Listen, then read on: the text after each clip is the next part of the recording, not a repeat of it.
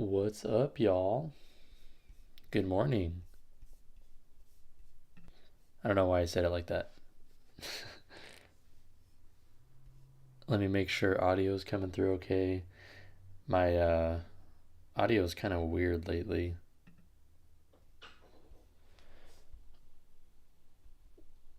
I had to re-record a video yesterday because my mic was way too hot.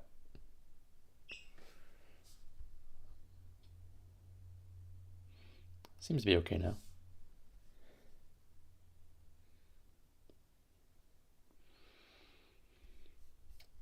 Cool. Well, as the title suggests, I'm going to just be editing a video. So I'll keep an eye on the chat if y'all want to jump in and say anything, but otherwise, this might be semi boring to watch.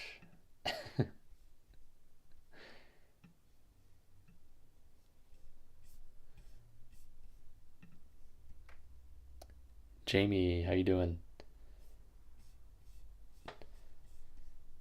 Another YouTuber by the name of the Catechumen, Brandon from the Catechumen, gave me a really huge tip on how to speed up the editing process for videos. Because I was going through and watching, when there was long pauses or when I said something wrong, and then I would cut it out manually. But there's a way that you can just read the transcript of your video and find all of that stuff and just edit things out a lot more easily. Cello, how you doing? Good morning. I'm doing well, Jamie. Thank you. I just I editing videos is very boring for me, so I thought it would help if I had some company. What video am I editing? I'm editing this video that is going to come out tomorrow. I don't know what the title will be yet, but it's on the Marian dogma of the Assumption. So it'll be defending that dogma, explaining why we believe it, what it means, and why if you reject it, you're simply wrong, and you shouldn't do that.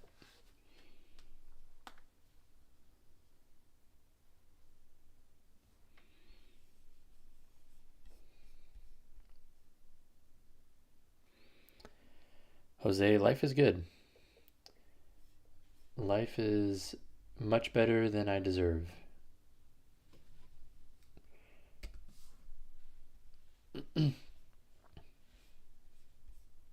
How's your life, Jose? Am I on Twitter? I am, but I don't really go on. It's kind of not interesting to me for whatever reason. But I'm on there if you want to follow me and have another inactive account that you're following. It's just at Sips with Sarah.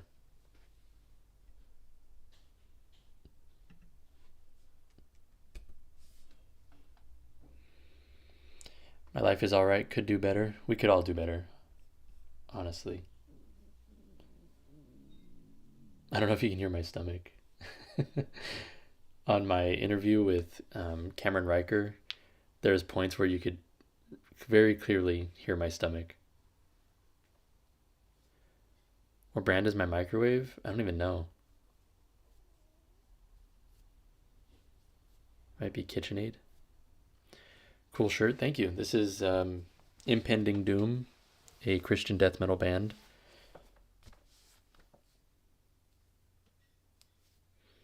I love how clean and simple your setup is. I try to replicate something similar on my desk. Nice. Yeah, I try to keep it simple. I'm a big fan of the YouTuber PewDiePie. You might have heard of him. And he really emphasizes, especially when it comes to your workspace, minimalism and just simplicity, because otherwise you do start to lose your mind in all the chaos.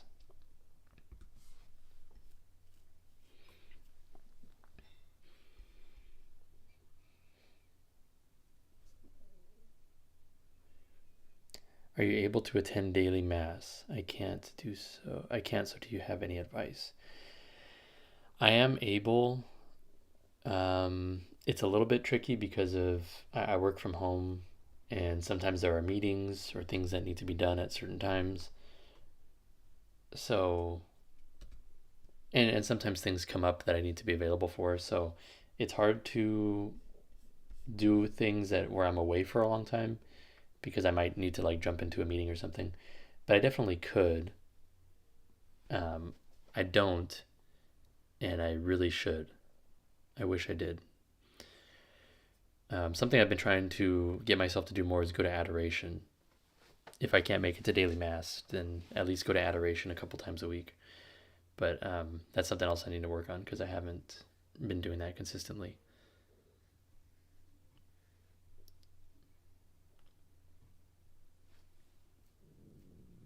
Caleb, thank you.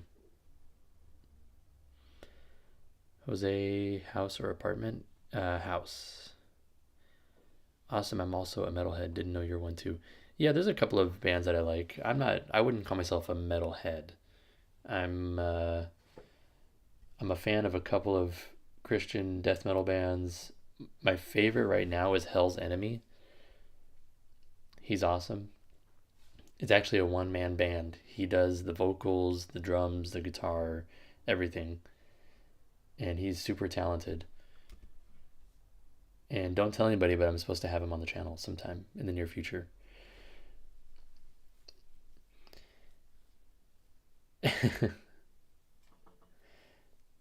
Chatachuman in the chat. What's up?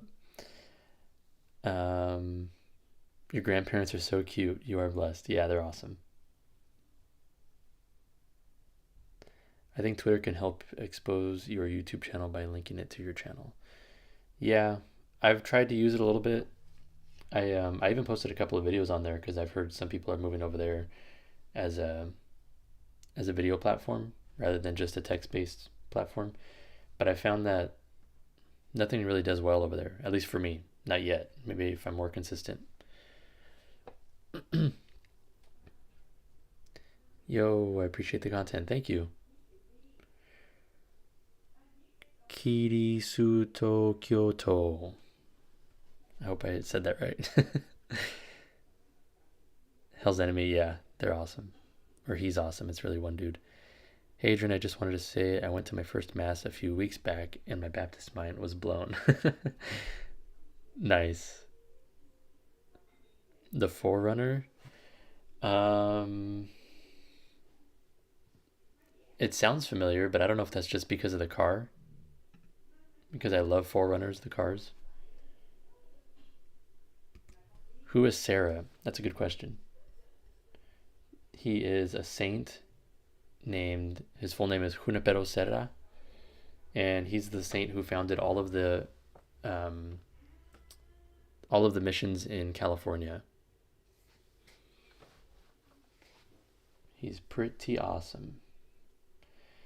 Man, my editing software is having a really hard time here. My computer's not strong enough. Maybe I can change my battery settings or something. Is Hell's Enemy a Catholic? Yeah, yeah. I blank on the guy's real name because I just know him as Hell's Enemy.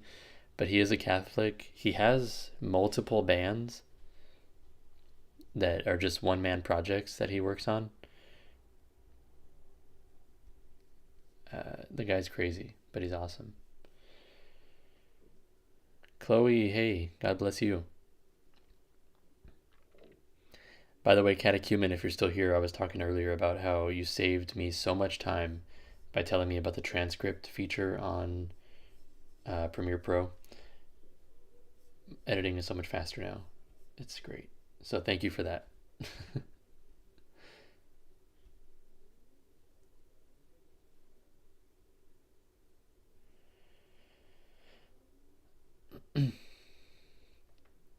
Saint Sarah, my patron saint? No. My patron saint is Saint Joseph, and uh, he's awesome as well. Just popped in to say hello, everyone. Thank you, Cello. Thanks for being a supporter. Appreciate you. Cello will get to see the video I'm editing right now tonight instead of tomorrow because she's just cooler than everybody else.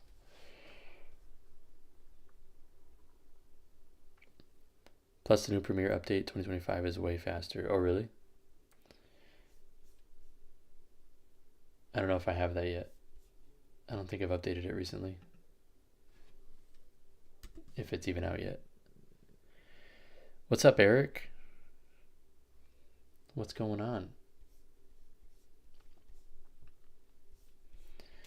Man, Premiere Pro is so slow for me right now. I think it's because I'm streaming and trying to edit with the same computer. Let me see if I can mess with my settings.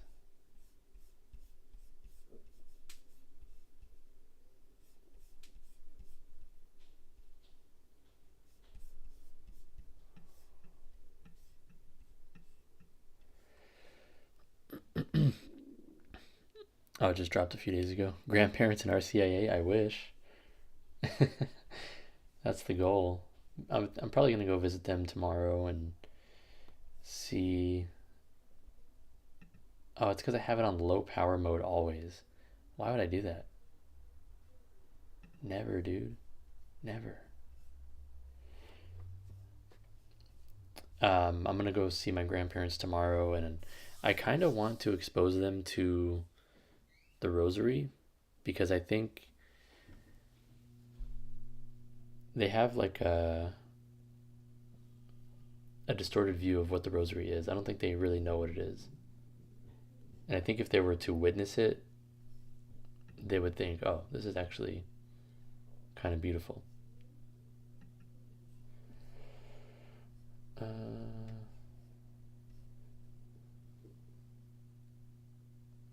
Hey, Hallie. Who's my favorite apologist? It's hard. That's really hard. It's either, I'll tell you my top three. Oh no, I can't even do that. That's so hard. Because apologists have their own specific areas that they focus on, and they're really good at that area.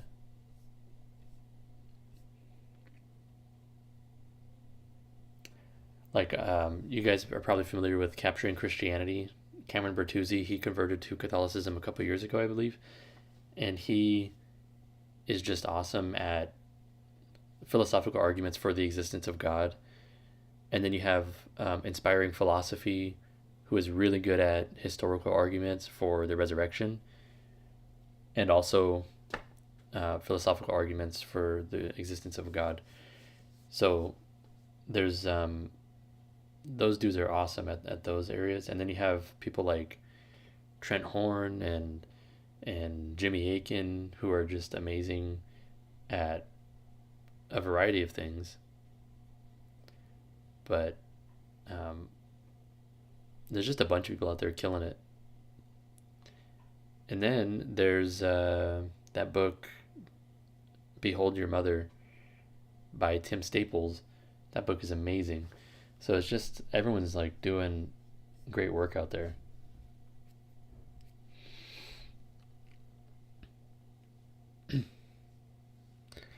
What am I editing? Tomorrow's video. Let's see if this is a little faster now. Boom. Not really. Okay. Yes, video on the Assumption of Mary. It's definitely nice to see more Catholic apologists online. Ascension Presents hit 1 million subscribers too. Yeah, that's awesome. That's a huge milestone. Hide a green scapular in their house? Ooh, I just might. It's tough. My mom is 1,000 times against my becoming Catholic. Hard to break through the prejudices. Yeah, it's a lifetime of stuff that they've heard that they're convinced is true. Really hard to get around that, unfortunately. But it is possible. So don't give up hope. All right, Jamie, thanks for hanging out. On Divine Mercy Sunday, do we need to be in a state of grace before or after confession and receive? I mean, you need to be in a state of grace when receiving the Eucharist at any time, not just on Divine Mercy Sunday.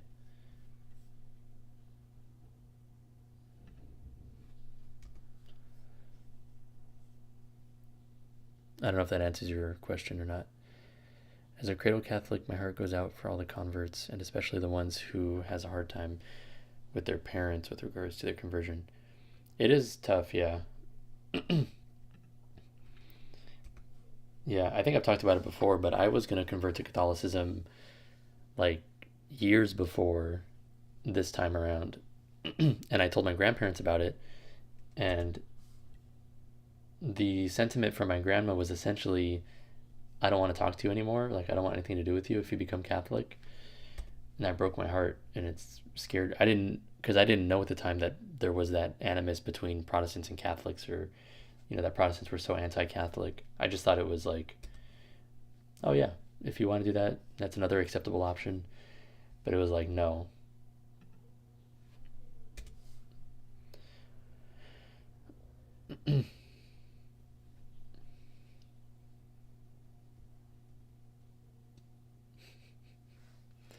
My shirt, it's a death metal band called Impending Doom. Highly recommend. They're awesome. A video on Lutheranism? Dude, yes. Yes. That's a great... I've been thinking about what can I do with the Chattachuman, Brandon from the Chattachuman, because, I don't know. You know a lot of stuff about a lot of stuff, and I'm still learning. So I'm like, what would we talk about? Lutheranism sounds awesome to talk about. I have some experience there. I've been considering getting back in touch with my old pastor, my old Lutheran pastor, because he's a great guy. And I still have some literature that he gave me that I wanted to return. I don't want to just throw it away. It feels bad. It feels wrong. Even though I disagree with it now, but I don't know. Just, I would feel bad doing that.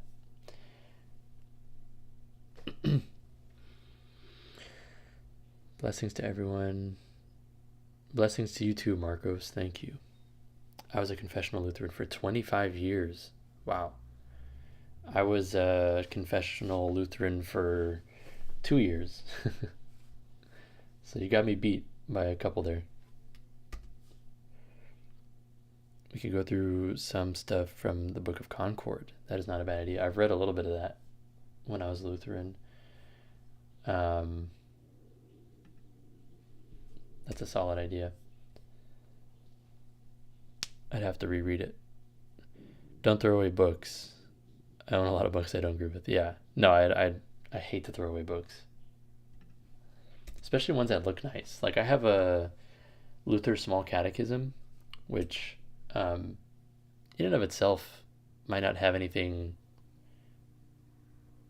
too terrible in it, but it just looks beautiful, and I'm like, I don't want to throw that away. It looks so nice. It's a hardcover.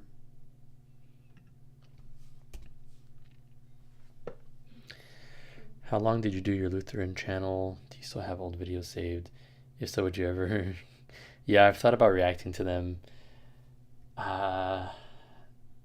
It's just I didn't interact with Catholicism a lot on my Lutheran TikTok. I had a TikTok, which is actually still the same account that I'm on TikTok with now with my Catholic account. So you could scroll down far enough and find those. But they're usually just like, I cherry picked some church fathers quotes on that I thought affirmed sola scriptura and sola fide and things like that. Which, by the way, the Catechumen has a great video with Jimmy Akin in which they discuss sola fide and how Catholics actually don't really disagree with sola fide all that much if it's properly understood. I thought that was super interesting. You're gonna go over some of your old Baptist content. Yeah, I just don't know if there's like not enough meat there, to really dig into. It's just like here's a quote from a church father that I cherry picked that confirms something that I believe.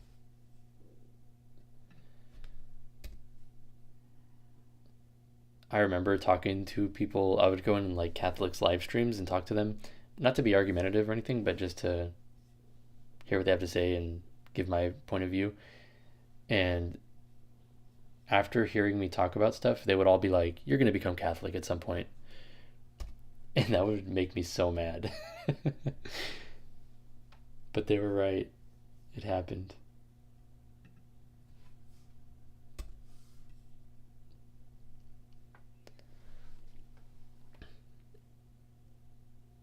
Christ Mark Apostolate.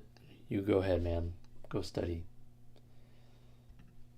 There are better things to do than to watch me edit a video very slowly as my computer struggles. What Catholic teaching do you struggle with the most? I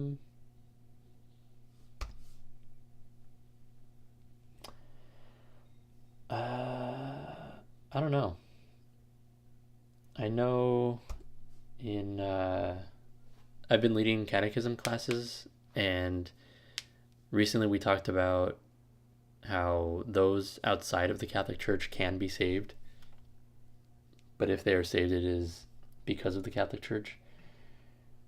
I'd like to dig into that more because also I know that the papal document, whatever it's called, Unum Sanctum, says that salvation is uh, salvation is only possible if you are in submission to the Pope.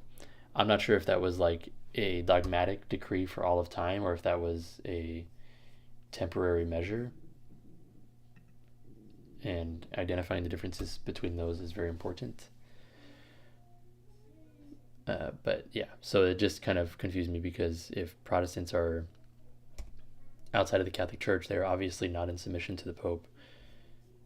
So, yeah, something I need to dig into.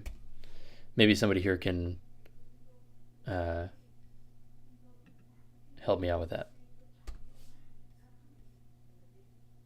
In understanding invincible ignorance for me, yeah, yeah, I get that. I think one thing that people take issue with on the teaching of invincible ignorance, which is hopefully I'm restating it right, but the belief or the teaching that people who do not know about the gospel because of no fault of their own um, are not necessarily condemned.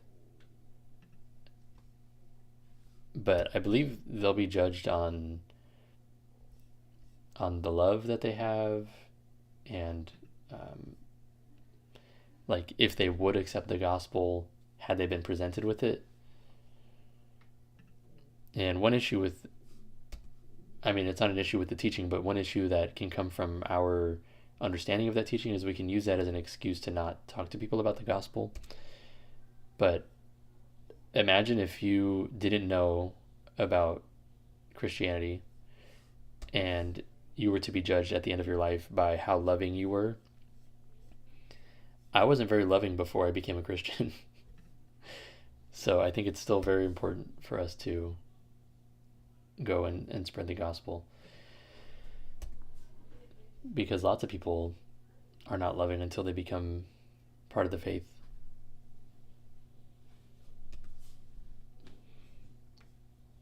I don't know if that's specifically what you were dealing with, Frank, but that's something that's come to my mind when I reflect on that.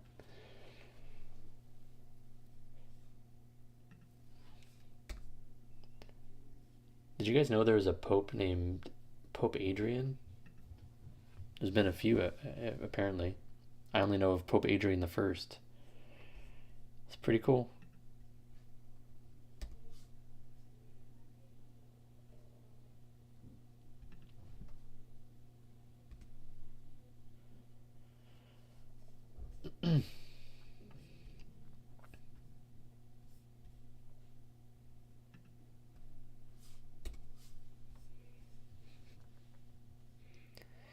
kind of struggle with reconciling invincible ignorance with the necessity of the Great Commission. Yeah, that's kind of what I was just talking about, right? It if someone's to be judged based on their own love, it's hard to. I mean, at least myself, I didn't have a whole lot of love in my heart before I became a Christian.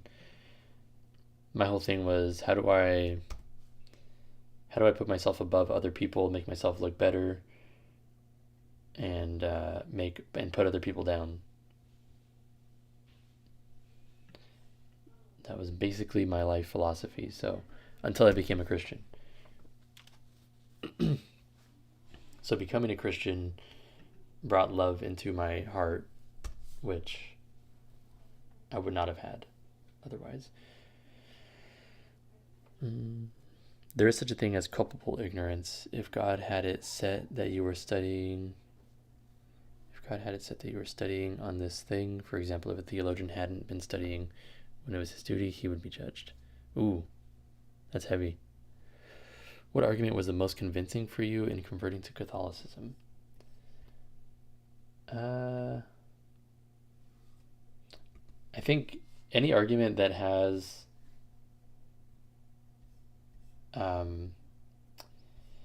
any argument that emphasizes the continuity between the ancient church and the current Catholic Church, those have always been the most powerful for me.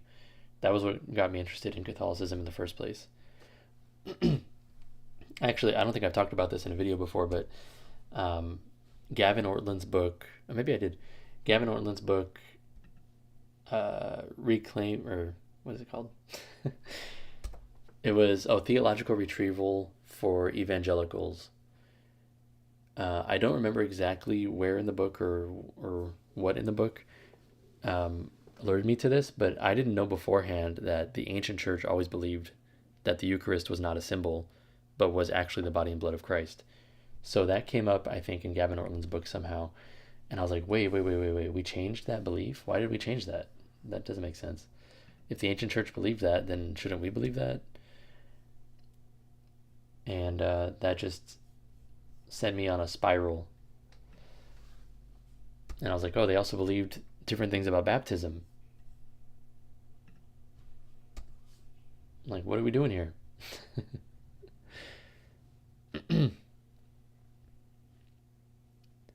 And then as a Lutheran, I converted to Lutheranism because they had a teaching about baptism and the Eucharist that was more similar to the early church. And then there I was like, wait, Luther changed the canon of Scripture? What are we doing here? So I think arguments that focus on the continuity of the Catholic Church and the ancient church are the most powerful for Protestants, I think, because you can point to how arbitrary their beliefs are and how recent they are, and therefore how unlikely to be true they are. Sips with Sarah, what up? Deuterocomical.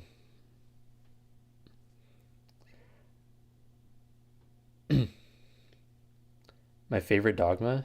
Ooh. I think at least well, I'm in the world of Marian dogmas right now, so I can't think about anything else really. But for me right now, my favorite Marian dogma is the Immaculate Conception. Because when I went in to start making that video, I was like, this is going to be really hard to defend. And I thought I'd have to, jump through some hoops or, maybe study a lot more to really get to the bottom of why it's true. And then as I started studying it, I was like, oh, this is actually very clearly true. So it surprised me in that way. Because as a Protestant, it sounds so nonsensical.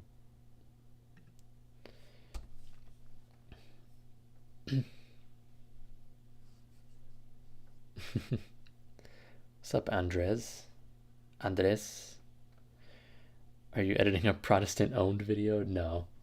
I wish. Those are fun. And they get a lot of views. The video I'm making right now probably isn't going to get many views, but that's okay. It had to be done.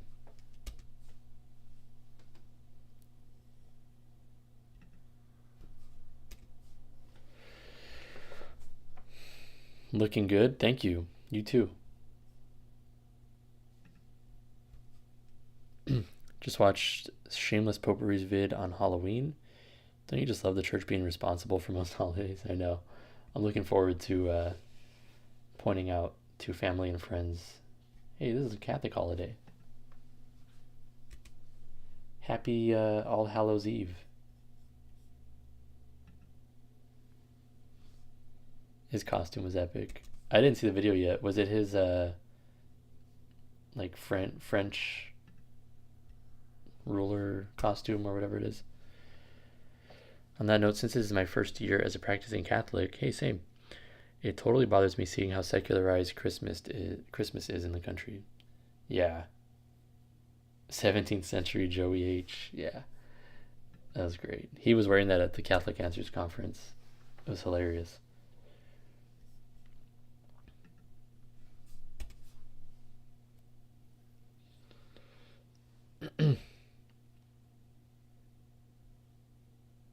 He didn't even address it in the video. What a legend. That's awesome.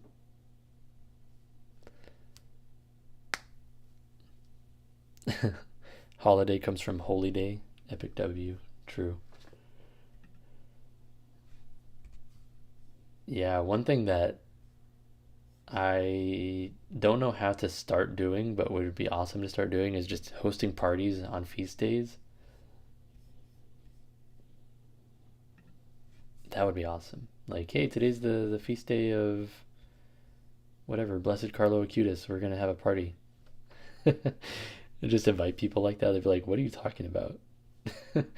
At least in my world, because I have a actually almost everybody I know is not Catholic, so they'd be like, What is this?"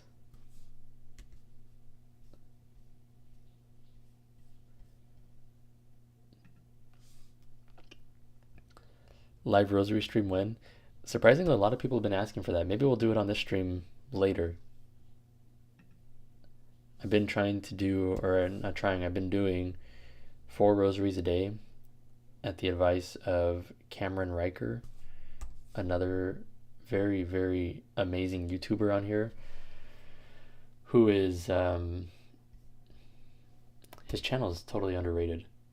That guy's a genius, and he has a very important message for everybody today. So, anyways, in our last video, he convinced me to take on doing 4 rosaries a day. So you meditate on all the mysteries, and it's been amazing to do that.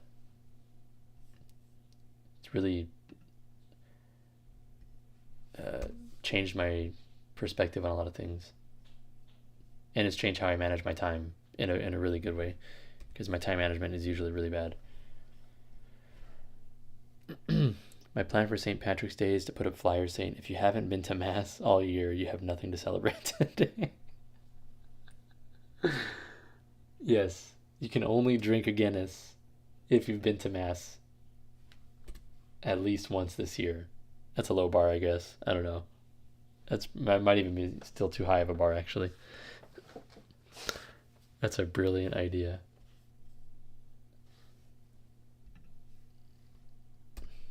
It'd be cool if you could confirm whether someone went to Mass. So you could, at a bar, if you worked at a bar, just be like, only people who have gone to Mass will receive a free beer or something like that. I bring up All Saints Day to my Protestant family and they look at me weird. There's a lot of things I bring up to my Protestant family that makes them look at me weird. You get used to it.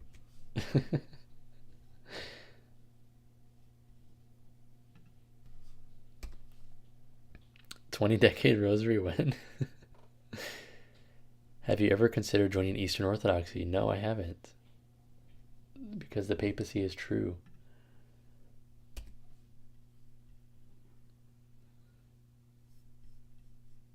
Why would I not want to be in communion with the Pope? That doesn't make any sense.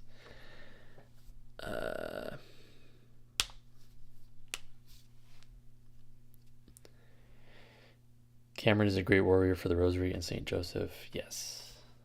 Yes. Cameron's awesome. Everybody stop watching the stream and go subscribe to Cameron Riker's channel right now.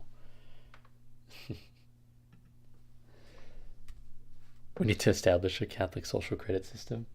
That sounds a little dystopian, but I'm down. Normalized inquisitors. Wow, this chat is about to get us all banned. But the Spanish Inquisition was a good thing. That's true.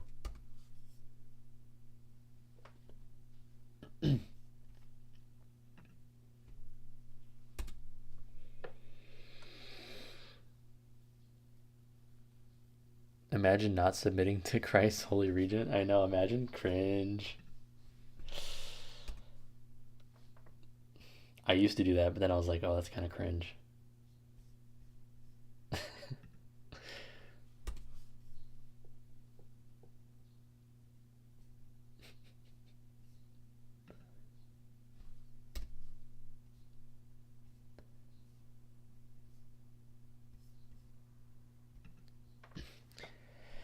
People have no issues with presidents, kings, CEOs when you bring up the Pope, and that's where they draw the line. I know. Funny how that works. Like, yeah, when it comes to my work, I know I have to submit to an authority. When it comes to, civil law, I know I have to submit to an authority. When it comes to, if I want to build something onto my house, I know I have to submit to an authority and get a permit. When it comes to many things, I know I have to submit to an authority. That's fine. Or maybe it's not fine. Maybe I just tolerate it. But when it comes to the most important thing in your entire life, the eternal destination of your soul, no, I can take care of that myself. I don't need no authority there. What are you talking about? I hate to be controversial, but thoughts on Christian B. Wagner? I don't know who that is. Is this some kind of internet drama that I'm not involved in? Let me look it up. What did he do?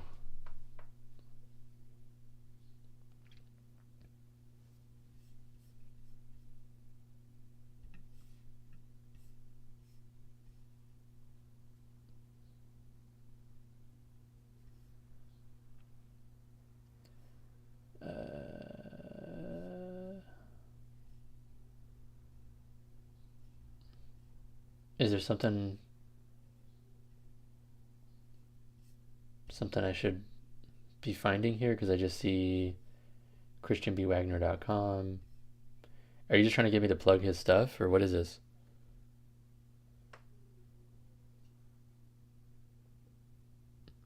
Because if you want me to plug his stuff, this is a very small channel to be plugging people's stuff.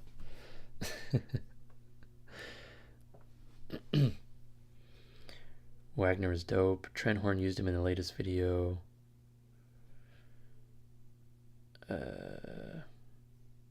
Yeah, I don't know. I don't know enough about him, but sounds like he's a Catholic. Sounds like he's doing stuff that is good. Maybe I'm wrong. I don't know, man.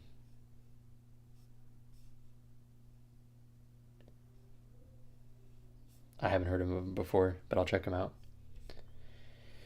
Sam, what's up, dude? Thank you for joining. Keep an eye out for early access to tomorrow's video today. Because you're just cooler than everybody else. He's an edgy Catholic apologist. Okay. Interesting. There's a lot of those. I really, I don't know why, but because I think of myself as someone who has like edgy opinions, but I don't really try to be edgy in videos. I think it can be a little cringe if it's forced. I'm not a Wagner fan. I just wondered what your thoughts were. Yeah, I guess I'll watch one of his videos and I'll let you know. I feel like I'm too old to understand Wagner humor. His stuff against Orthodoxy is really good. Okay, I'll check that out. Yeah, I haven't engaged with Orthodoxy at all because it just feels like, why? Why?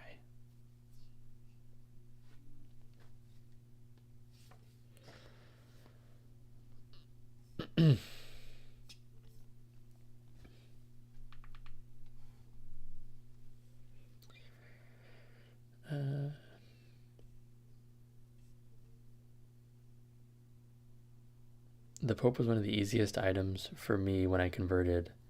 After being in Eastern Orthodoxy for about 6 years, you begin to see why the Pope is so important. Yeah, when I look at when I look at Eastern Orthodoxy, I definitely see why the Pope is important. When I look at Protestantism, I definitely see why the Pope is important.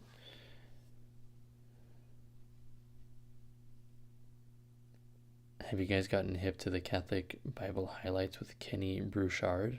I have not. There's so much I don't know about. Who are these people? Who am I? The last. Whoa, that was loud. Sorry. Supposed to be going through my headphones.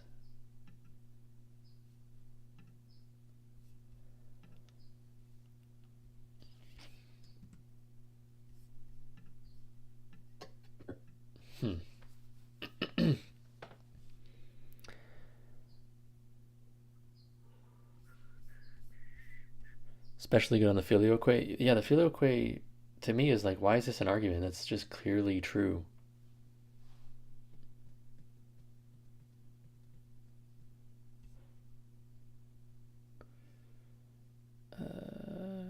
Wagner's too intellectual for you? Well, good thing you're here. What are you trying to say, man? That Sips with Sarah guy, he's totally for stupid people, so thanks. Thank you. Um, I feel like my last couple of videos on the Marian dogmas have been pretty intellectual. They're the only videos that I've done scripted, I believe, and maybe they're too like I don't know, too intellectual. It's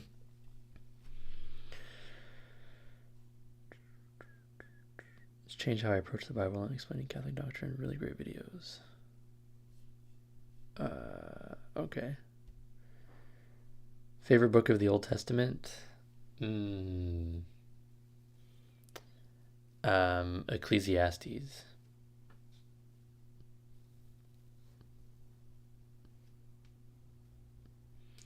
Am I a fan of Keith Nestor? Is that the cordial Catholic guy? Because I keep getting comments about how I look like him, and I don't really see it. That Catholic girl Helena, hello. Out of curiosity, have you ever gone over why you named your channel the way you named it?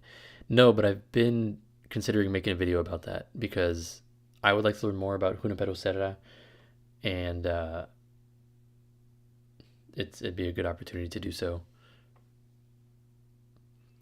How long does it take on average for you to edit a video?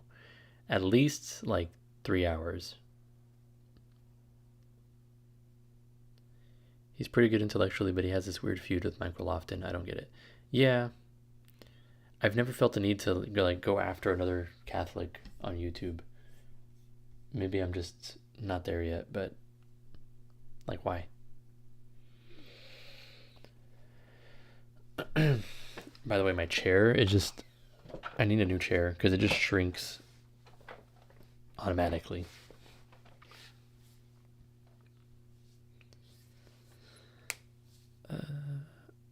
I don't think the videos on the Marian dogmas are too intellectual. Okay, good. Thank you.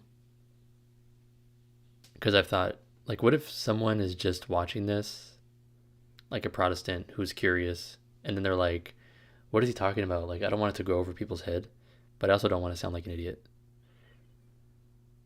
No, Keith Nestor used to be a Protestant Methodist pastor. Oh, okay. Yeah, I think whoever runs the Cordial Catholic YouTube, his name is Keith as well. I listened to a podcast about the Flame of Love prayer. I've never even heard of that, so I have so much to learn. Cordial Catholic is Keith Little. Okay, got it. Keith Nestor is the Keanu Reeves biker look-alike. Lepanto. What's up, dude?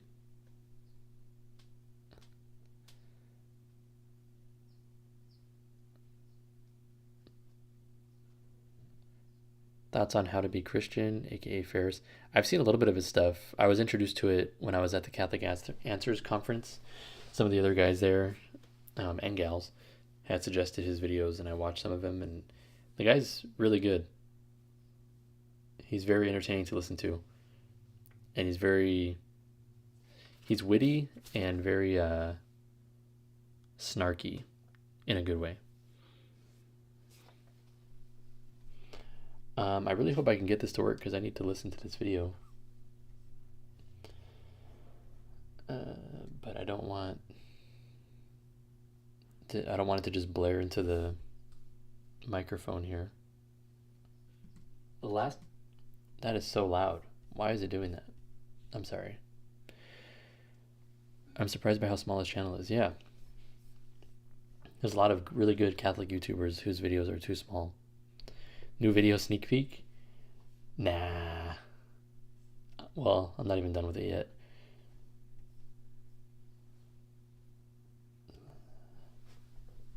I'll tell you what it's about. The Assumption of Mary. What part of the video are you editing right now? So I just went through and got out all of the dead air. And now I'm going through and I'm just going to read through the transcript and see where I repeated myself, because usually that means I messed up the first time I was trying to say it and then I say it again. And then I'm going to, do that.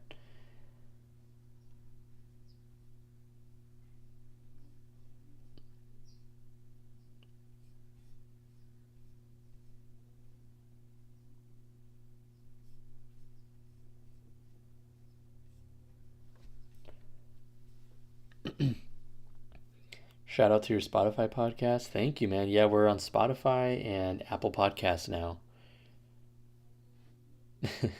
What are we assuming about her? That's not that funny. Why did I laugh at that? That's pretty funny.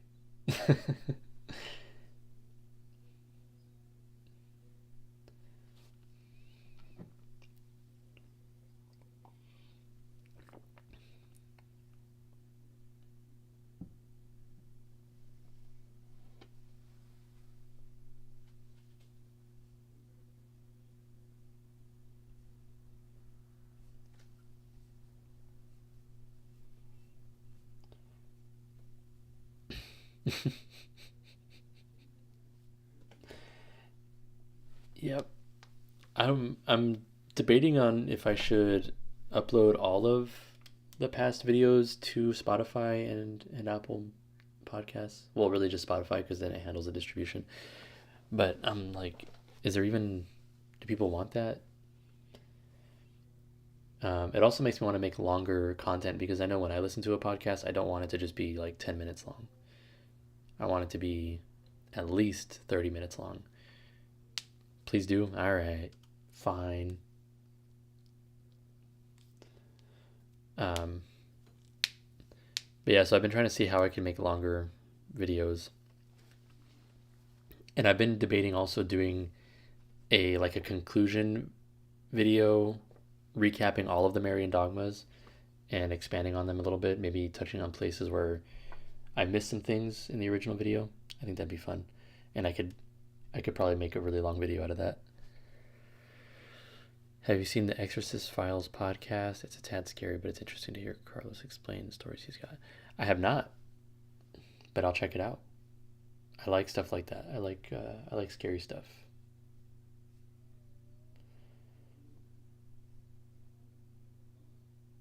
He's dedicated to the Salve Maria, Mater Misericordiae.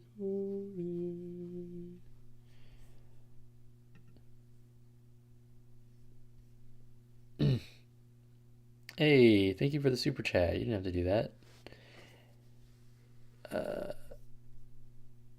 I'd be down to listen to them again. Okay. Whoa. I want to see your grandparents watch the video you did with Trent Horn. Yes, that is coming up. I am probably going to try to record that.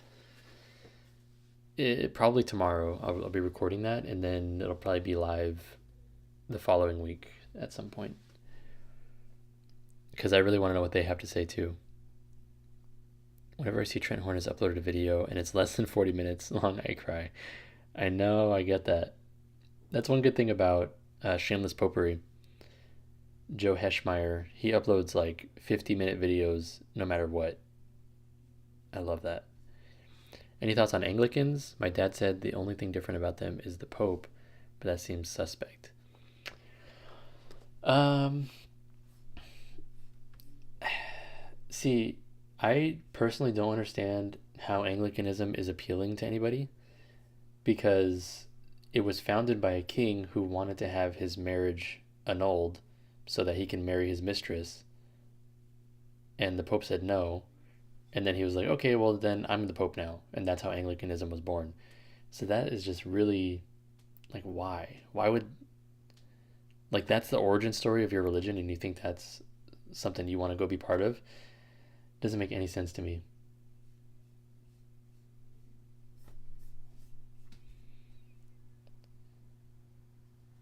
The longer they are, the better. Amen. Appreciate your work. Hey, thank you, BB. There's a lot of episodes now and super eye-opening. It's actually strengthened my faith in the church. Oh yeah, the Exorcism podcast. What is it called? Exorcist Files. Did you know you had super chat? W stream. Thanks, Frank. Thank you. Anglicans disagree with a lot more than just the Pope. Anglo-Catholics would be more like what you said. Yeah, I just don't like. I get it if the culture, like you like English culture or you grew up in English culture and you want to remain in that, that makes sense. But to just have a different religion because the king wanted to marry his mistress. Hello, I'm Orthodox, but I like your videos. Thanks, Great Minds.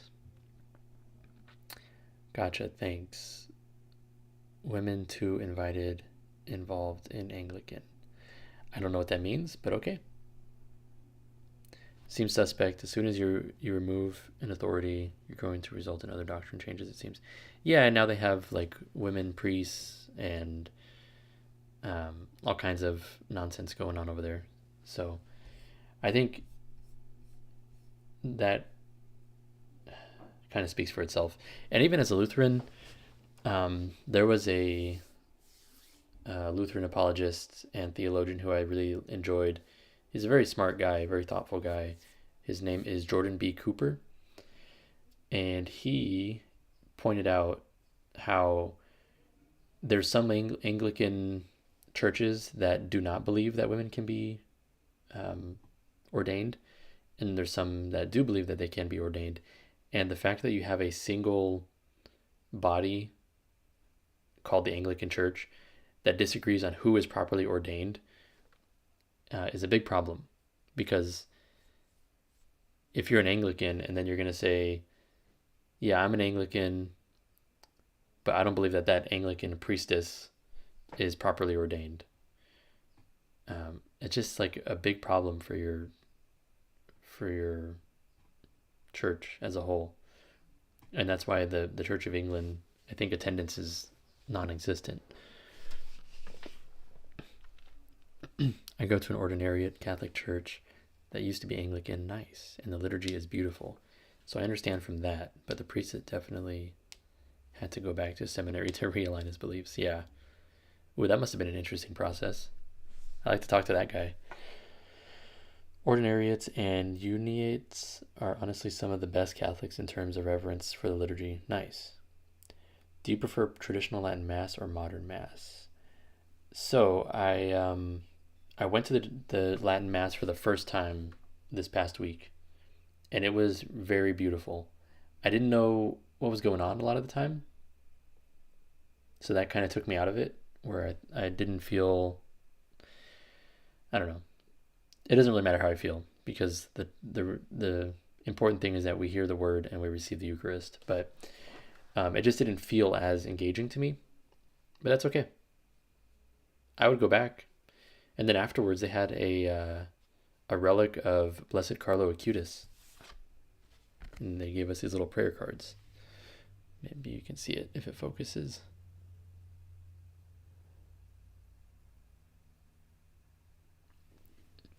So that was cool. I got to kiss a Carlo Acutis relic. I've never done that before. I've never kissed a relic.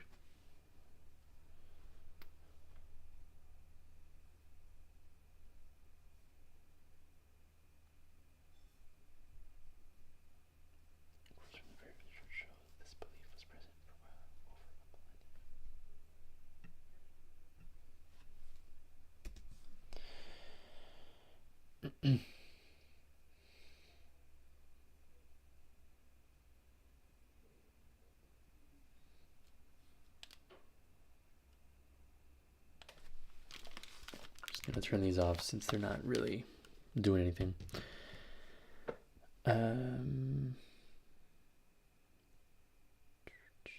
gets very confusing once you go outside the Catholic Church. It sure does. Ad Orientem or Ad Populum? I like Ad Orientem more. I prefer it. It's Saint now, isn't it? Yeah, he hasn't. The canonization ceremony hasn't taken place, so I don't know what to call him. But it will take place, so it's pretty much in the bag that he's a saint. I listen to Jordan B. Cooper. He's good to listen to. Yeah, he's very smart. And I've read some of his books, and they're good. He's a little too smart for me, though. Sometimes his writing is hard for me to understand. Yeah, he's not canonized yet, so he's still blessed.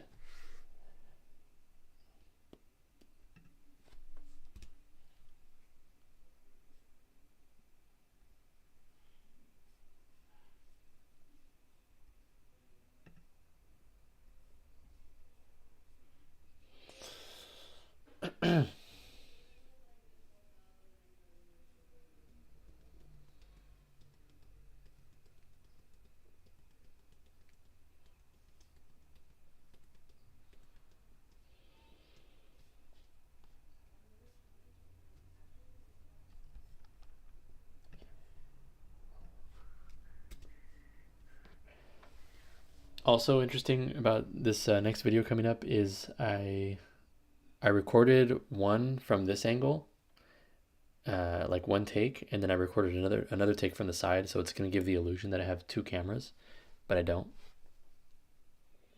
Do you know any prayers in Latin? I know the Our Father, though I mess it up sometimes, and I also know the Hail Mary, but I would like to learn more. If I could, like I also know the Hail Mary in Vietnamese. What my goal in life, or one of my goals in life, is to learn the entire rosary in Latin and the entire rosary in Vietnamese. And then Spanish would be nice too, but that can come later. Have you ever been to an Orthodox Mass? I have not. I have not. I've heard good things. I've heard it's beautiful. I've heard it's long. But that's not necessarily a bad thing.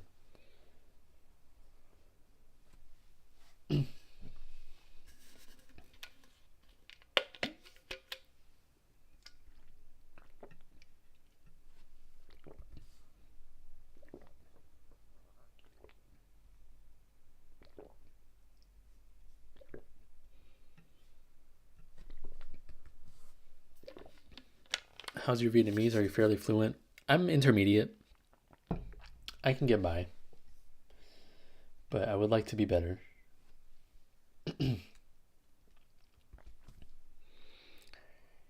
Did you read Jordan B. Cooper's book on the Trinity? No, I didn't.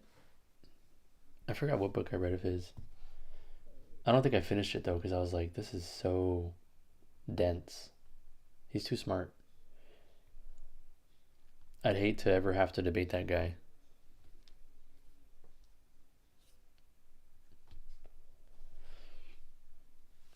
Let me see. I still have his book somewhere in here in my phone.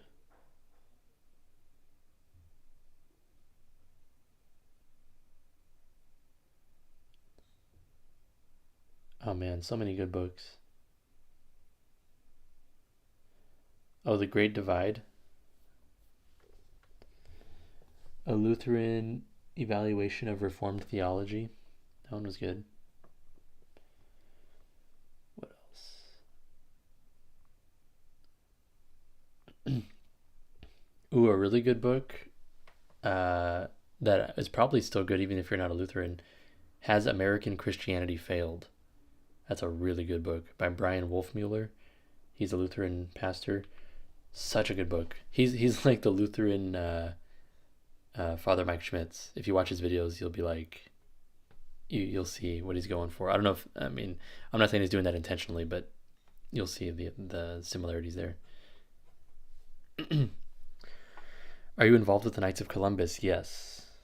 Not as involved as I should be, but I'm a member, as you can see here. Thoughts on Father Mike Schmitz? He's awesome. He's amazing.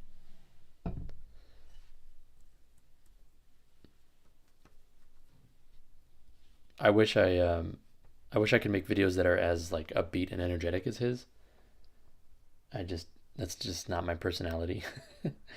But I really like that about him.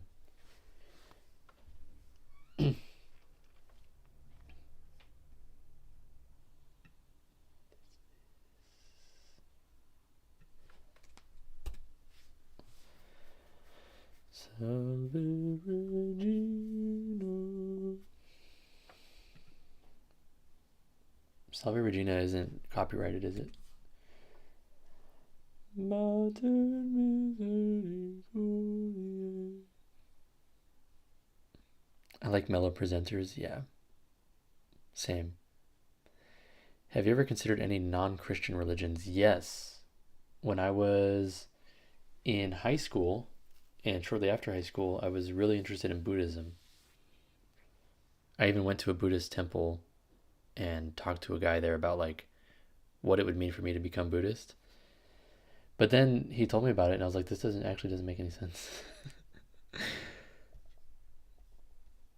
Because he was like, yeah, he was a older, just like a older white dude, and he was the only white dude there. So I think they told him like, hey, go talk to this kid because maybe they didn't speak English well or something. But he was like, yeah, some people believe in like multiple gods that like live in the clouds and stuff. You don't have to believe that, but some people do. And I was like, why don't you guys all believe the same stuff? Like, that's kind of weird. So it really made me less interested in it. But I still appreciated some of the practices that they do, like meditation and stuff. But yeah. Oh yeah, Mr. Lepanto is working on a documentary about Junipero Serra. So I'm definitely going to keep an eye out for that. And maybe we can do something together where you can educate me on him. Who can hate Father Mike, right? Brian Wolfmueller. Brian Wolfmueller. He is cool. His book has American Christianity Failed is so good. I remember reading that and just being blown away. Like this guy is hitting all the nails on the head.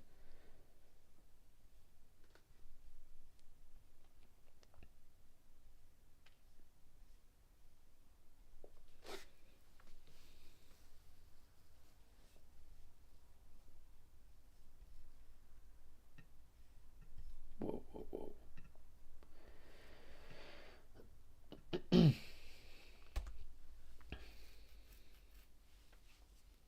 Isn't it Saint Father Mike?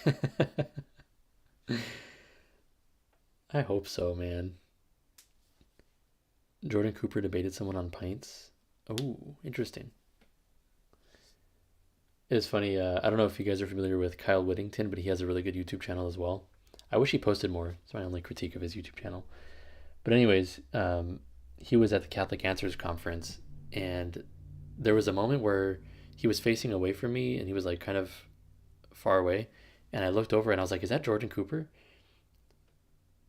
But it obviously wasn't. I was like, "What is Jordan Cooper doing here?" But if you ever see Kyle Whittington, you'll know what I'm talking about. And then I brought it up to him, and he's like, "Yes, I get that all the time."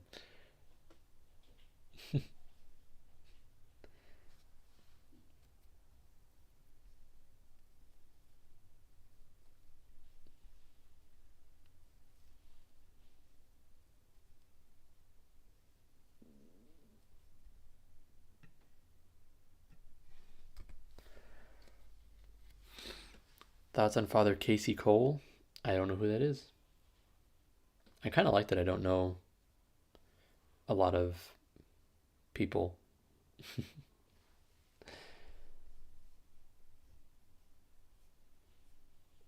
especially about drama, because it's like there's so much drama you could get buried in if you wanted to, but it's so pointless.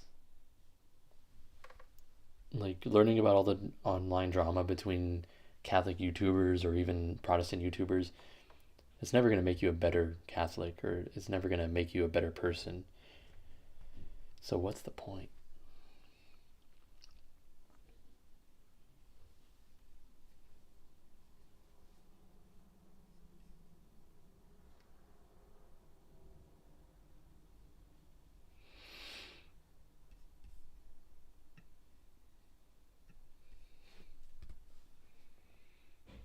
Favorite bands and music styles? It depends on the time.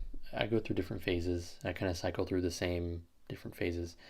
So I really like right now death metal, and I've been listening to a lot of Christian death metal, particularly Hell's Enemy, really good band. And then another band that I don't think is active anymore, but they have a really good album called, the band is called Voluntary Mortification. Really good. And then those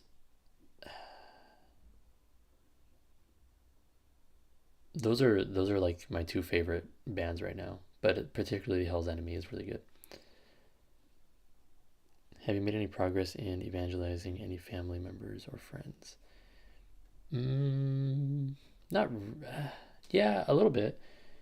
I've been trying to get family to go with me to mass more, which has been happening a bit more. Um,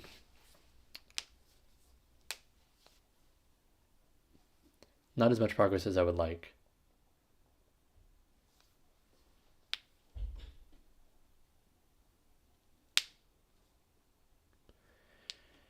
For Today is a great Christian metal band too. I think I've heard of them.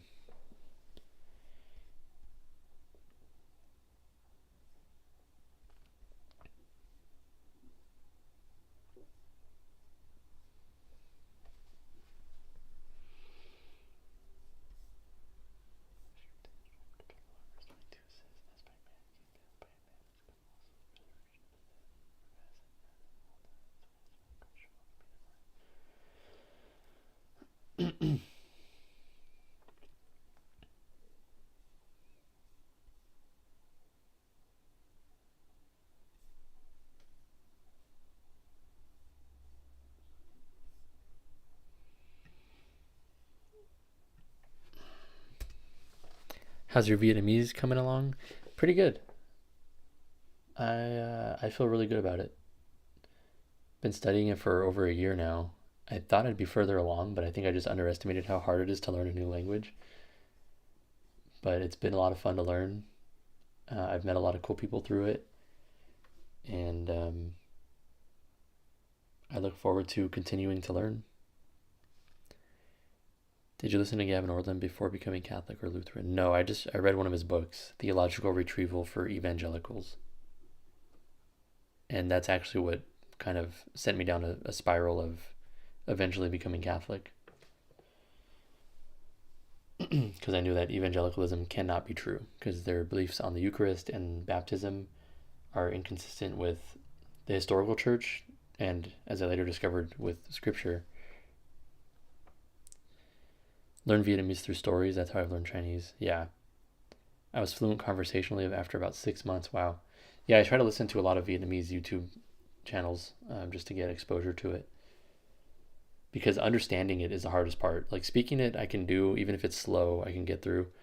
But understanding it when people speak to you, because they talk really fast, you have to really understand what word they're using based on the accent because you could totally mess that up because a lot of words sound the same. So that's the listening is the big thing for me that I really need to keep working on.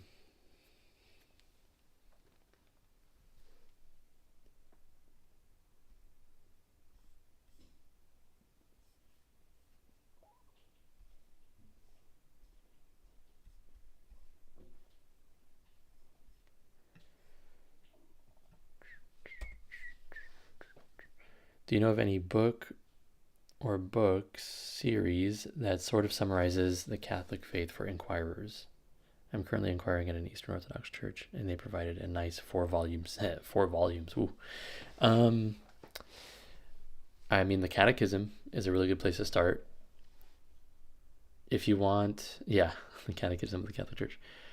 If you want like a shortened, more apologetics focused kind of version of the Catechism, if you want to call it that, I would get Trent Horn's book, Why We're Catholic.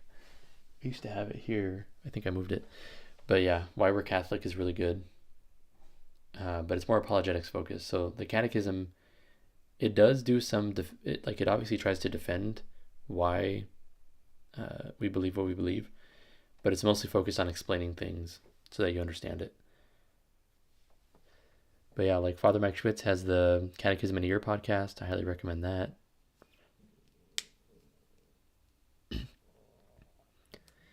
Stories are so helpful because you can follow along as long as you know the story, even if you don't catch every single word. Yeah, like Duolingo has a really good podcast for Spanish. And I use that to learn Spanish a little bit. But I wish they had that for Vietnamese. That'd be perfect. Because they would like tell a story in Spanish, which all the stories were really interesting. And then they would like explain in English what's going on in case you're not following. But they don't have that for Vietnamese. What's up with that? Gavin would hate to hear that. I know. Gavin's book made me Catholic. Would you consider being a guest on a Catholic podcast in the future? Yeah. Why not? Task failed successfully.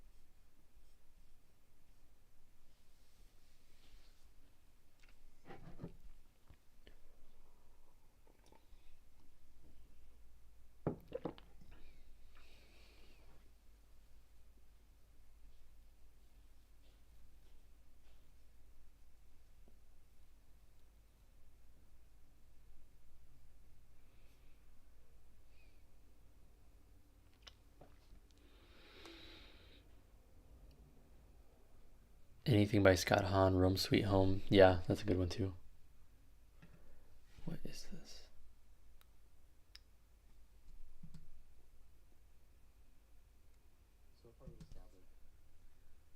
Interesting.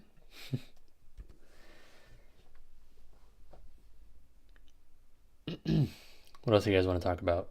I got time.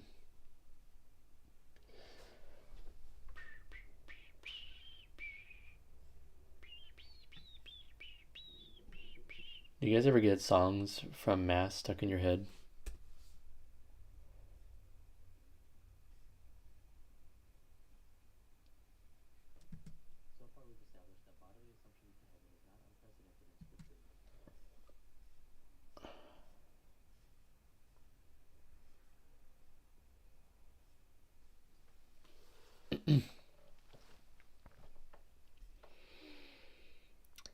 St. Pius X Catechism or Baltimore Catechism, smaller than Catechism of the Catholic Church.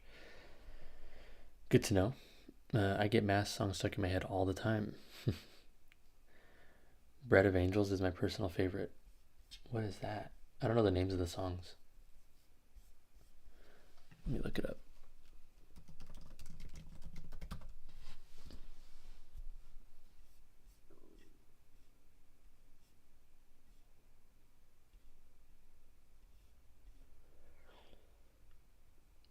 Oh, it's used as a communion.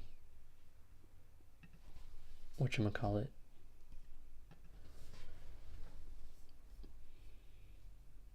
Bro, just give me the lyrics, man.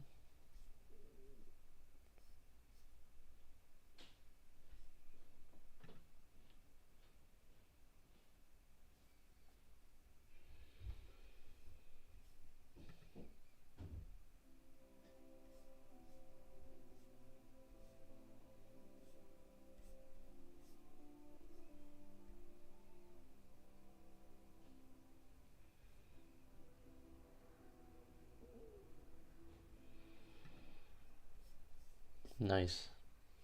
I like it.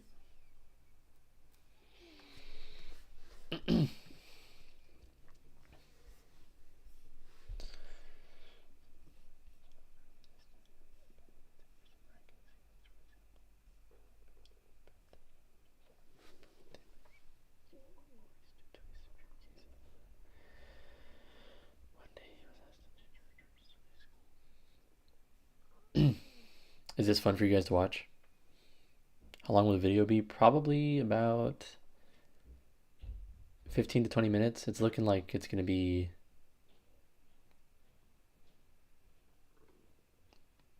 17 minutes, probably.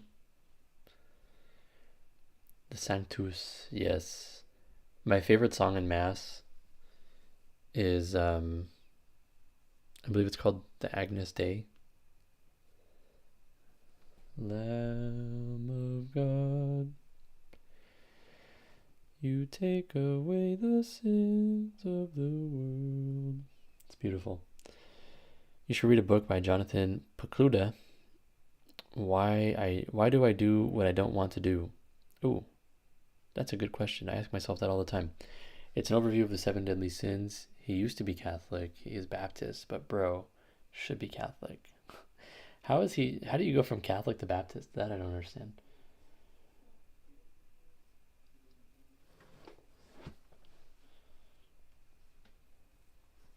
Doing this which is recorded when Miller miraculously regained his voice. Listen for yourself.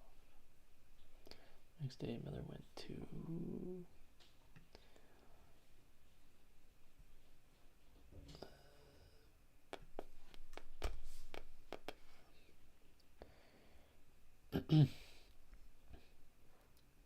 have mercy on us.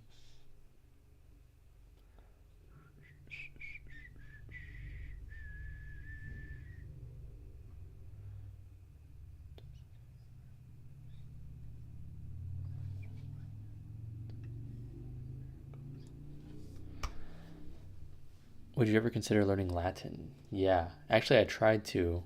There's a I have this language learning app called Drops, which is really good for vocabulary, not good for grammar structure. So if you're like I use it for Vietnamese because I already kind of got the grammar structure down, and I really just need more vocabulary. So I try to use it for Latin too, but it's kind of tough if you don't like. I'm assuming the grammar structure is fairly similar to English or Spanish, but I would want to learn the grammar structure better before learning vocab. Catholic to Baptist is quite a fall off, yes. I'm learning and teaching my kids Latin in homeschooling. It's fantastic and tough and cool. That sounds awesome. Imagine you got little kids just speaking Latin out there. That's adorable. And then if if they ever get in a fight or someone's picking on them, they could just start talking in Latin and they'll be like, "What is happening?" And just run away.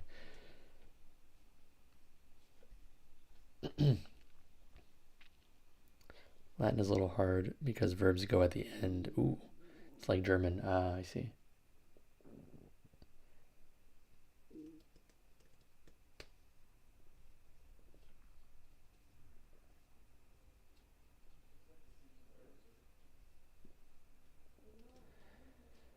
My grade 4 and grade 1 know the Salve Regina in Latin. Nice. They built it out at Mass. That's awesome. Yeah, I really need to memorize the Salve Regina. I only know like the first couple of words, but it's such a good song and a beautiful prayer, obviously.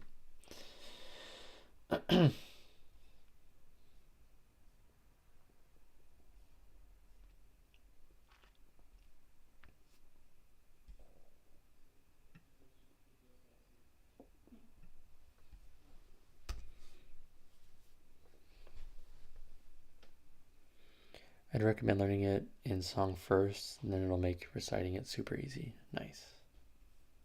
That's a good idea. You've got to learn the Salve Regina. Okay, I will. I'm sorry. Yeah, at the Catholic Answers Conference. They had mass there, which was really nice. And then, oh yeah, I was just trying to think. Did I go to mass on Sunday at that week? But I went to the 4:30 uh, Saturday vigil. Anyways, they sang the Salve Regina at the end of mass, and I was like, this is so beautiful.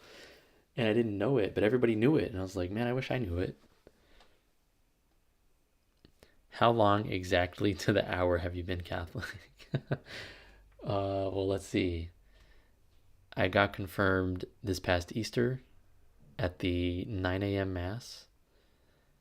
So if we just assume sometime between 9 and 10 a.m. was when they actually confirmed me and I received the Eucharist. To today, don't make me do all that. Come on, you do it. But that was on Easter, so March 31st or 30th, I don't remember. The last day of March. Uh, April, May, June, July, August, September, October. We're halfway through October, just about. So about 6.5 months. The exact hour, I don't know, man. Just sing it at the end of your rosary or morning offering. Ooh, that's a good idea. St. Benedict's prayer / chant is easy to learn. Okay. Brooke from Theology of the Buddy will hold sips with Sarah to it. Now you gotta learn. I don't know who that is, but that's an awesome name. He interviewed the Exorcist Files on his podcast, Becoming Something.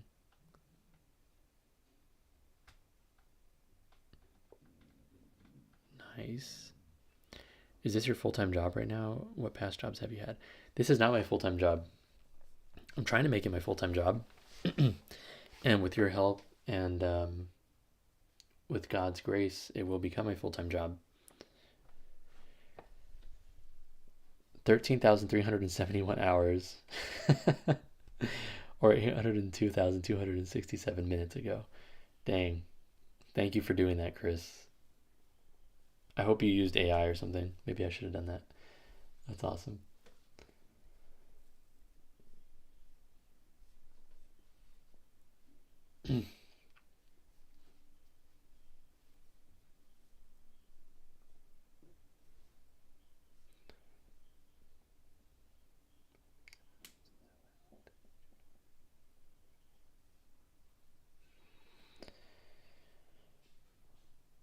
Holy numbers, all in all. I don't know what you mean by that.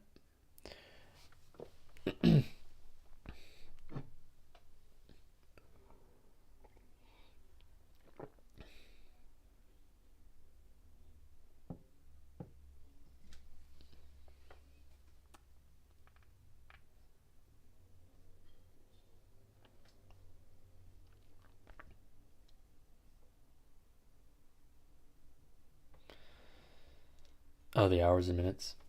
Yeah. One, three, three. One God, three persons, seven, one. If you want to read into it that way, I don't know, man. I tend to not read into things like that. Have you ever seen the Song of Bernadette? I have not. Jennifer Jones won the Best Actress for portraying Saint Bernadette. It's free to watch on YouTube in case you have not seen it yet. I recommend it highly. Ooh, I'll have to check it out. Favorite icon? I don't even know.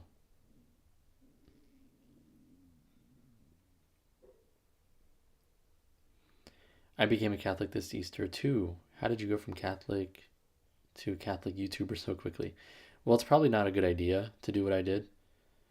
I started hearing after I became very active on TikTok and I gained pretty good traction on there.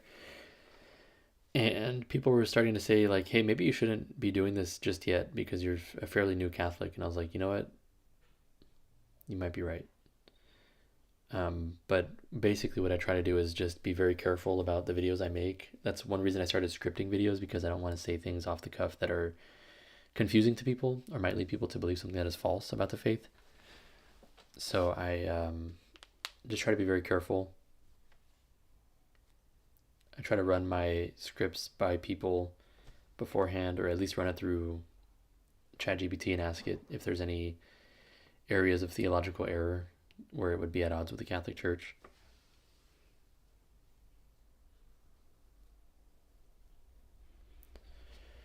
So yeah, I don't recommend doing this that early after becoming confirmed. But also, I have studied this stuff a lot even before being confirmed. Like, obviously, I was going through catechism through RCIA for a year beforehand, over a year beforehand, and that wasn't my only source of information. Like, I was studying on my own as well. So, what was the first metal song you listened to? It's probably Metallica, something from Metallica, when I was a little kid.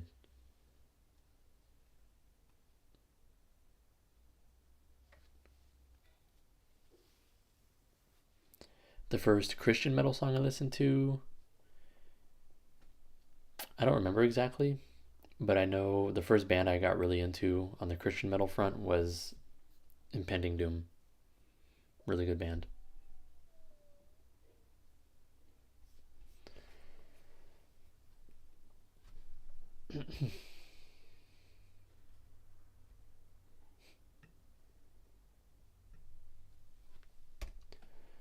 This is an argument often made by Christian apologists in defense of Jesus' resurrection.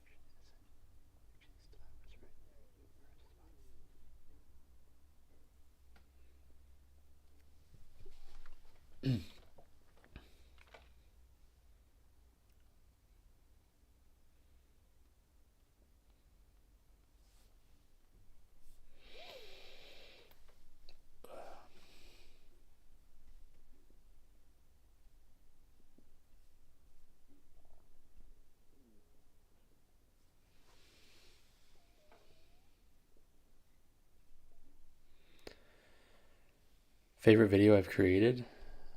Uh, I think the video I put out with Cameron Riker is very important. It has really good advice in it. Cameron Riker is just an awesome dude. My favorite solo video would have to be. I thought the Immaculate Conception video was really well done. Like, not to pat myself on the back too much, but I think the editing on that, I did a better job than I have in the past. And the script I thought was really good. It's weird, like sometimes as I'm editing the video and as I'm recording the video, I'm thinking this video is gonna suck. And then after I watch it all the way through, start to finish, I'm like, oh, that was actually pretty good. Have you seen The Exorcist 1973? Yes, multiple times. That is quite a movie. Still holds up. Still very scary. The best performing one. The best performing video is my Young Sheldon video.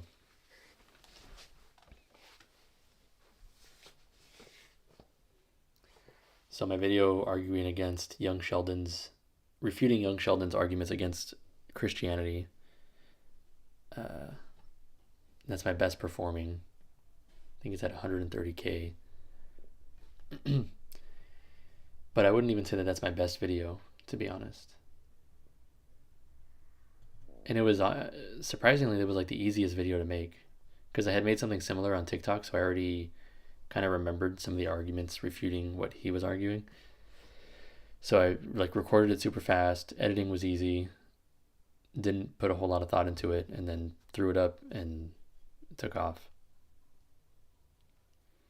Who's the Sarah in Sips with Sarah? It is Junipero Serra, who founded the missions in California.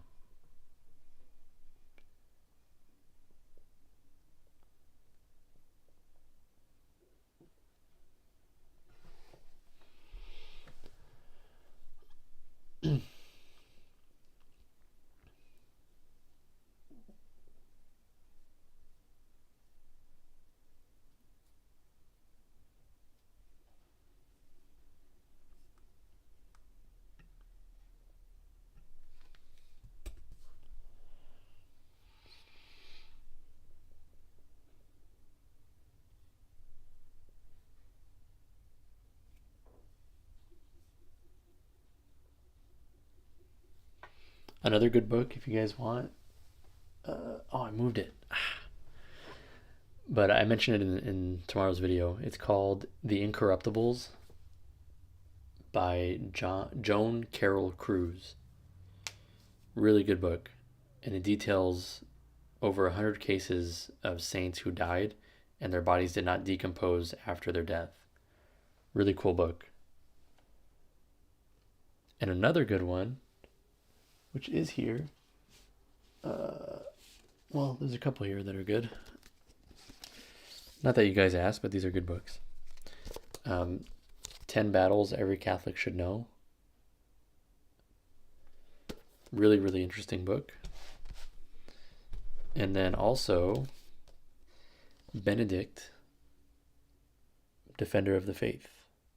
Really good book. This book is so good and it's such an easy read. It's very, you can tell it's really short, but it gives you kind of the highlights of Pope Benedict's life. Pope Benedict the 16th. What school of scholasticism would you consider yourself to be in? I don't know. I don't know. I don't even know what I know there's like the Thomists. That's probably all I know. If that's even one of them. We talked Bishop Barron into defending that Junipero Serra statue not that long ago. Nice.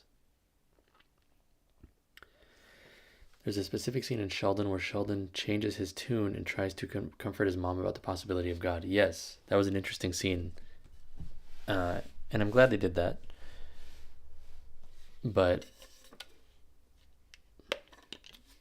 it still feels like he's like, well, my mom is sad, so let me try to say something to comfort her. Not that he actually believes in a God, obviously, because he doesn't. So I don't know.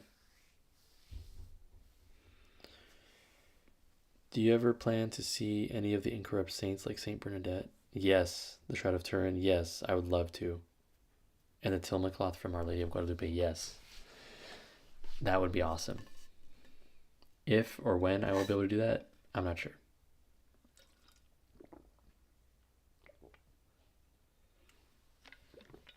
GK. Yo, I'm interested in starting a YouTube channel, but I feel like I don't have anything new to add. Yeah. No, I get that too. And one important thing to remember is lots of Catholic YouTubers are talking about the same things or have talked about the same things, but they haven't talked about it in the way that you would talk about it. So, like, I struggled with this a lot. But then, like, there was a video I did. Let me see. What was that video? I did a video recently that also, like, Trent Horn also did a video on the same type of subject. And somebody, or no, it was Joe Heschmeyer, I think. And somebody commented and said, I just saw Joe Heschmeyer's video on this. I like yours more, or something like that. Which I'm not bringing that up to be like, look at me, I'm better than Joe Heschmeyer, because I'm not. But people will value your approach and your delivery more than others. It just really depends on the person. But let me try to track down what video that was. There was some kind of current events thing going on. GK, just make them over an hour long minimum and I'll watch all of them.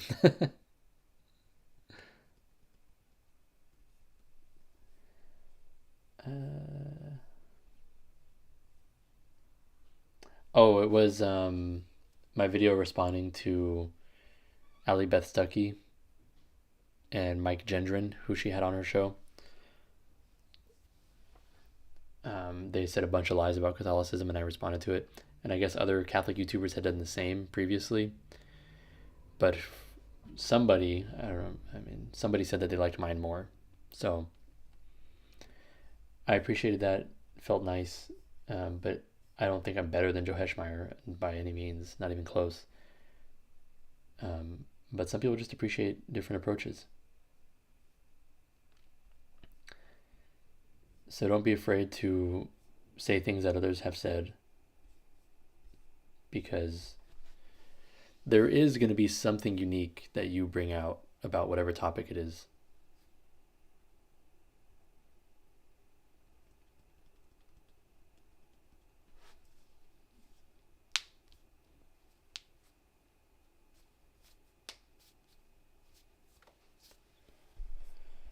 It's kind of like, I don't know if you guys watch the Daily Wire at all, but they have three, three main hosts that have like daily news channels. They got Ben Shapiro, Michael Knowles, and Matt Walsh.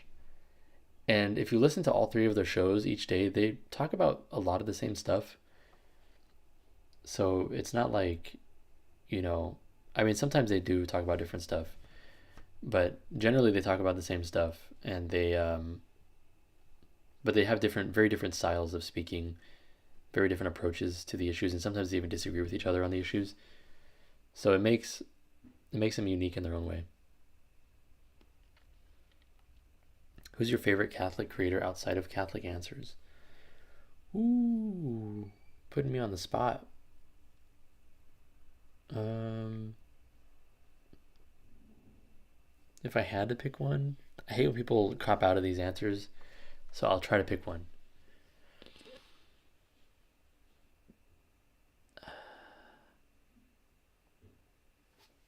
Let me go through my subscriptions and see what my options are. This is hard. Um, can I pick Matt Fradd? I know he's not an apologist in the traditional sense.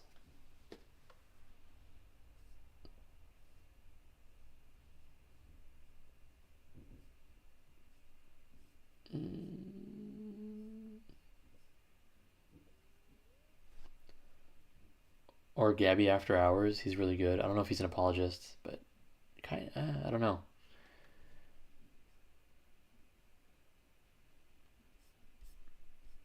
And then there's some really good uh, creators that are kind of at the same like subscriber count as me. There's the Catechumen, really good YouTube channel. Um, Cameron Riker, I can't recommend his videos enough. But if I had to pick like favorite outside of Catholic Answers, if I could pick Matt Fradd, if that's not cheating, then I'll pick Matt Fradd because he's awesome. Maybe I can tie it into my career since I'm in the army. Ooh, interesting. Just have to be careful about some touchy subjects. Yeah.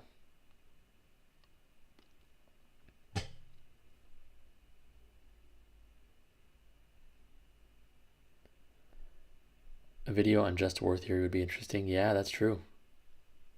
You could talk about, like, personally, if I was in situation X, Y, or Z, um, that would conflict with my Catholic beliefs and I would have to refuse or something like that, you know?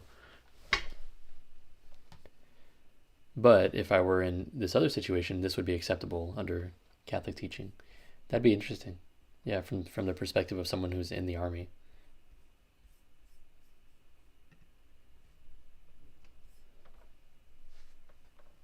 Perhaps how your faith has impacted your life as a military personnel. Yeah. Have you heard of the miracle of the Jesuit priests who survived the Hiroshima atomic blast? That sounds familiar, but I don't think so. How's the Vietnamese? It's going great. How's the wife? She's doing great. She just started a new job, which is worlds better than her previous job, so she's happy about that.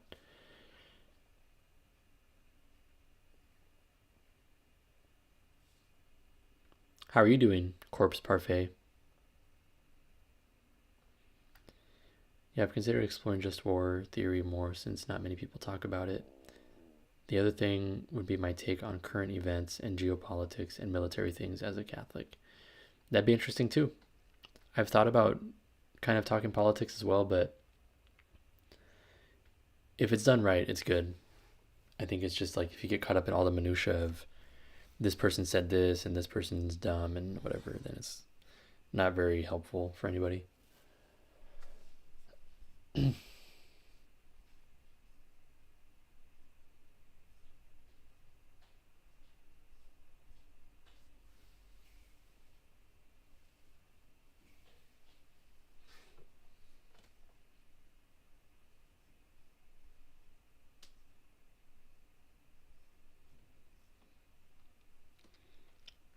Please do not talk politics. Yeah, I don't plan to.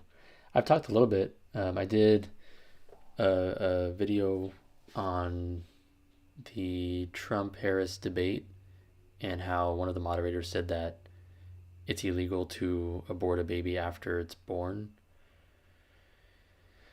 which is not always true, depending on the state. So I did a little bit on that. I talked about a pro life bus that was providing pregnancy resources for pregnant women at the DNC to counter the Planned Parenthood truck that was there providing medical abortions. So, there's some stuff where politics and faith really do intersect. If I find someone good, I usually binge their videos, but it's hard to tell which is a favorite if I haven't seen their content in a while. Yeah. Thoughts on combat sports? I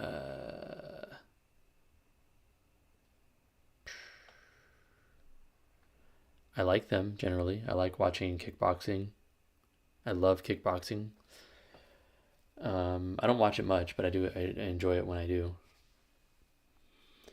I understand the arguments against it.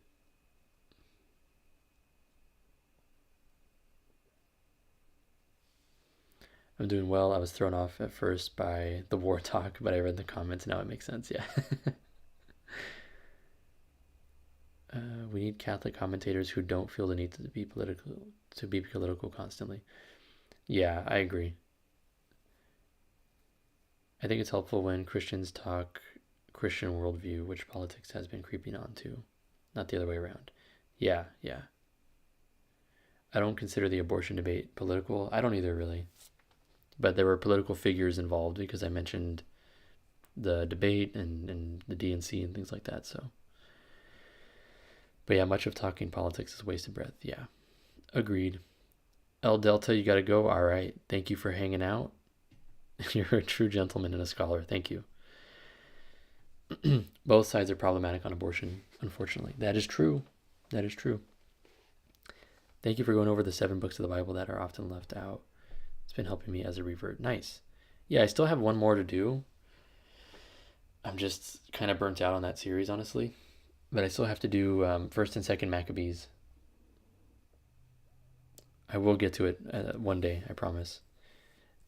I've read 1st Maccabees. It's a really good book. It's really good. It's heavy. Especially the first few chapters is like, whoa.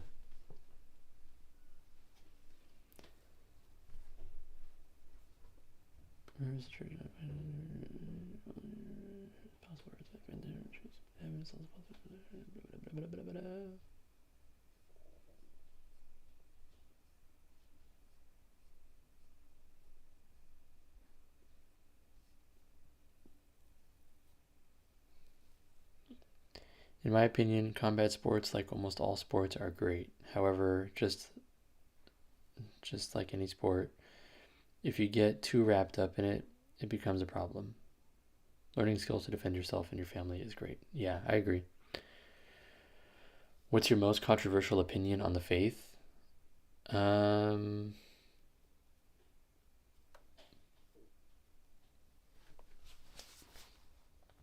I don't think I have that many controversial opinions on the faith.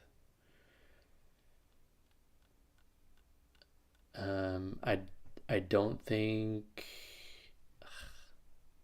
I think maybe the most controversial things would be like I don't think it's necessary, or like I don't think it makes you a better person because you go to the Latin Mass or because you veil during Mass. Those are fine things to do. I think they're good, but I don't think it makes you better than other people. Not that people who do it think that it makes them better, but there are people who think if you're not doing that, you're not a real Catholic and stuff like that. I also don't think you need to pray the rosary every day. I think you should because it's good. But I've heard people say if you don't pray the rosary every day, you're not a Catholic. That's just not true. So maybe those are controversial. I don't know. The Book of Wisdom is fire. I agree. I agree with Melissa. I also think it's very important to live our faith through politics, but I know it's difficult since we accommodate other groups' beliefs as well. Yeah, I think there's a big problem where people make politics their religion, and that's pretty dumb. I'm a huge fan of Lord of the Rings, so I totally get the inspiration he had from Maccabees. Oh, interesting. I haven't drawn that connection yet.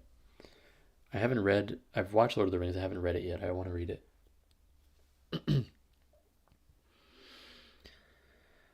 I love what Protestant Ali Stuckey says. Politics matters because policy matters, because people matter. Politics afforded policy, and politics affects policy, and policy affects people, and people matter. That's a good way to look at it. Favorite fictional setting? Where do you come up with these questions? I don't know, man.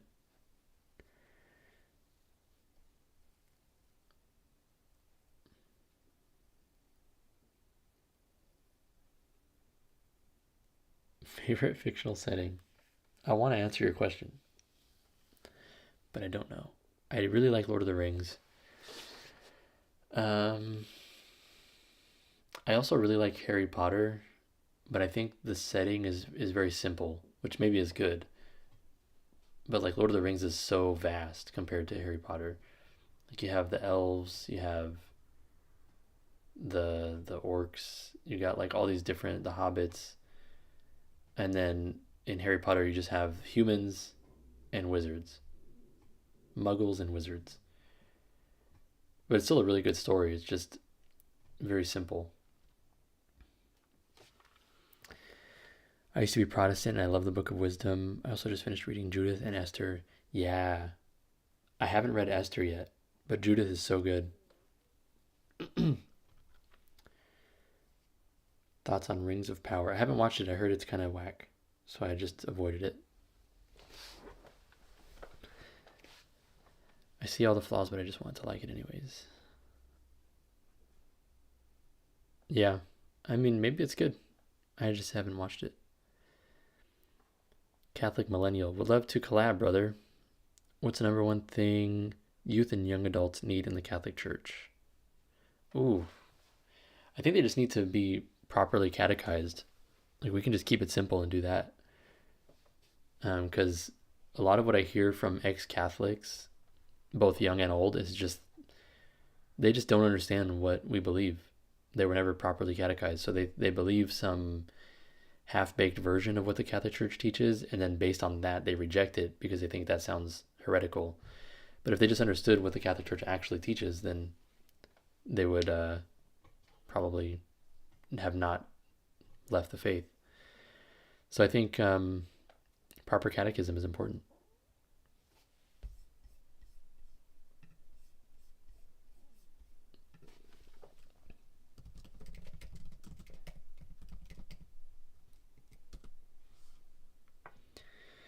I remember seeing the VeggieTales version of Esther as a kid. The Bible version is very different.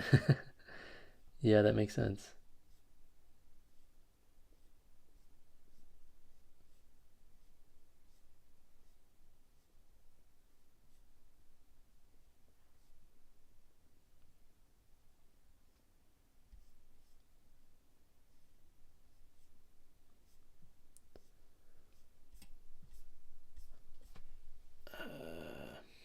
Dude, I love Harry Potter too. Read it as a kid as it was being written, and it's still fun to go back to it. Yeah, I my wife and I rewatch it at least like the whole thing at least once a year.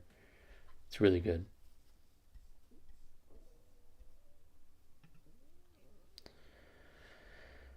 Bro, you gotta get on those Lord of the Rings books. I know. I'm reading City of God right now by Saint Augustine. Once I'm done with that, I think I'll move on to Lord of the Rings.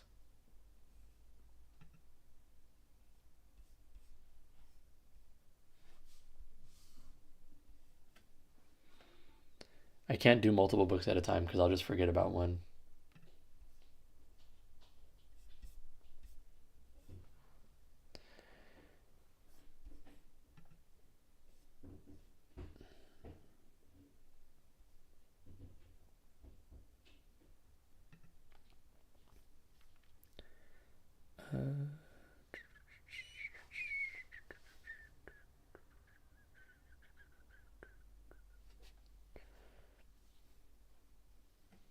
My reversion is because I wasn't properly catechized. Yeah. Like we think there's all these big things that need to be done, but actually it's very simple. Just teach people properly. Teach people what the Catholic Church teaches.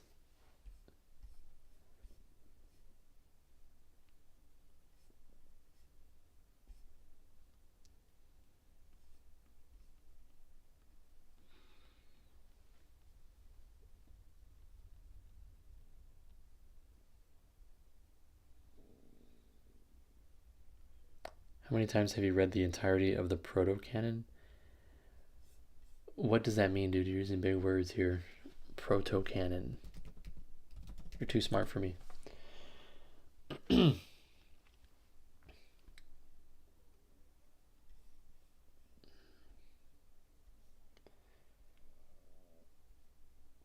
Okay. Books of the Old Testament that have always been accepted. Um, I don't know. I'm pretty sure I've gone through all or most of them at some point, but it's been like out of order and scattered, so I'm not sure.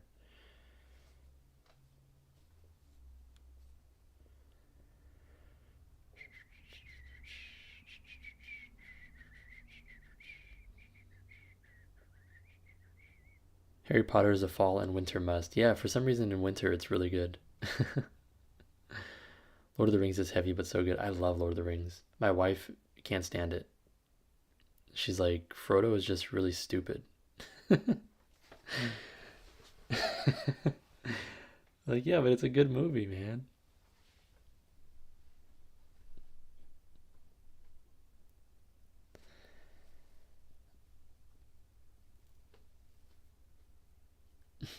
Melissa, you haven't seen Harry Potter? Oh, it's really good.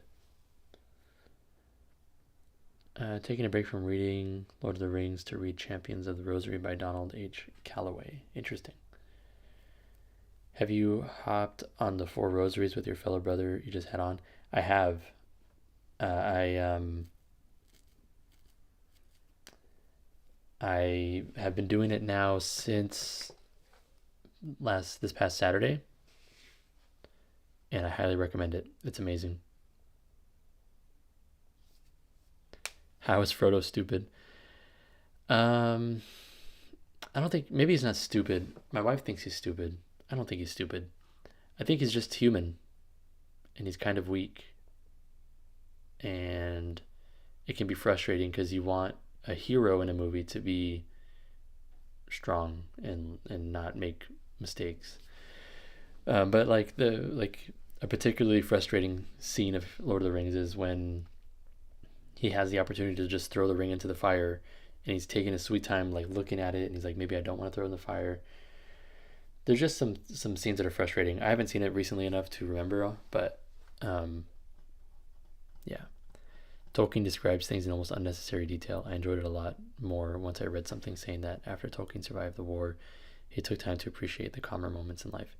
Yeah, I remember reading or hearing a quote of his where he said that he knew he wanted to make it a trilogy. He wanted to make it super long, so he just went into a lot of detail about everything.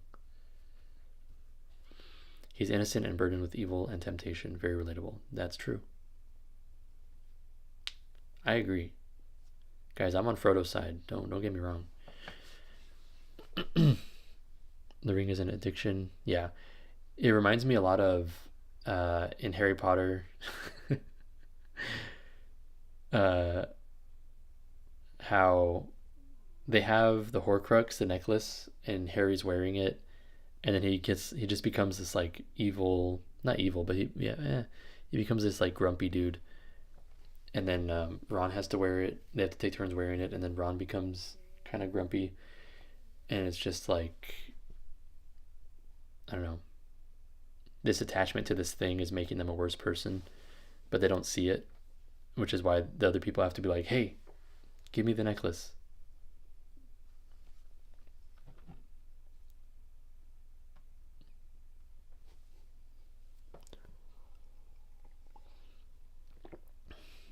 I just spilled some coffee. It happens. Dude, we can talk Harry Potter and Lord of the Rings all day. We sure can. I'm down. I remember I was supposed to be editing a video, huh? Maybe this was a bad idea.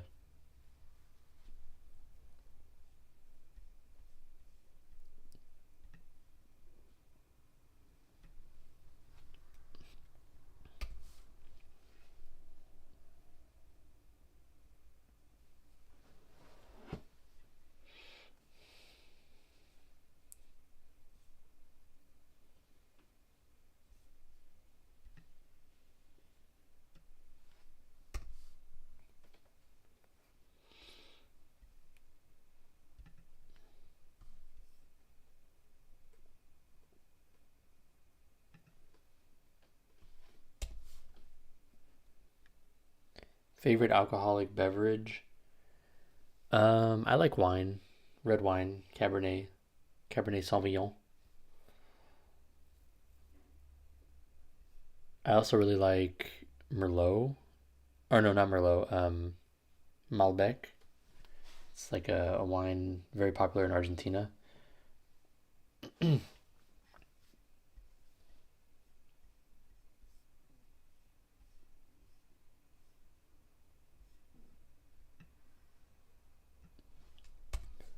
What about you? What's your favorite alcoholic beverage? I also really like whiskey. Whiskey's good. I have some Woodford whiskey, which is phenomenal. Although even just Jameson is good, really good. I love Jameson.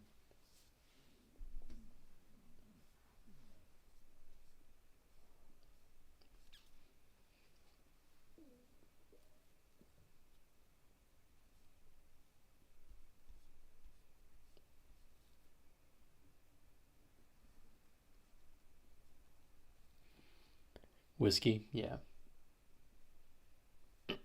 When my wife and I went to Ireland a while back, we went to the Jameson factory and took a tour. And then at the end, they give you these three, or towards the end, they give you these three shots that you can taste.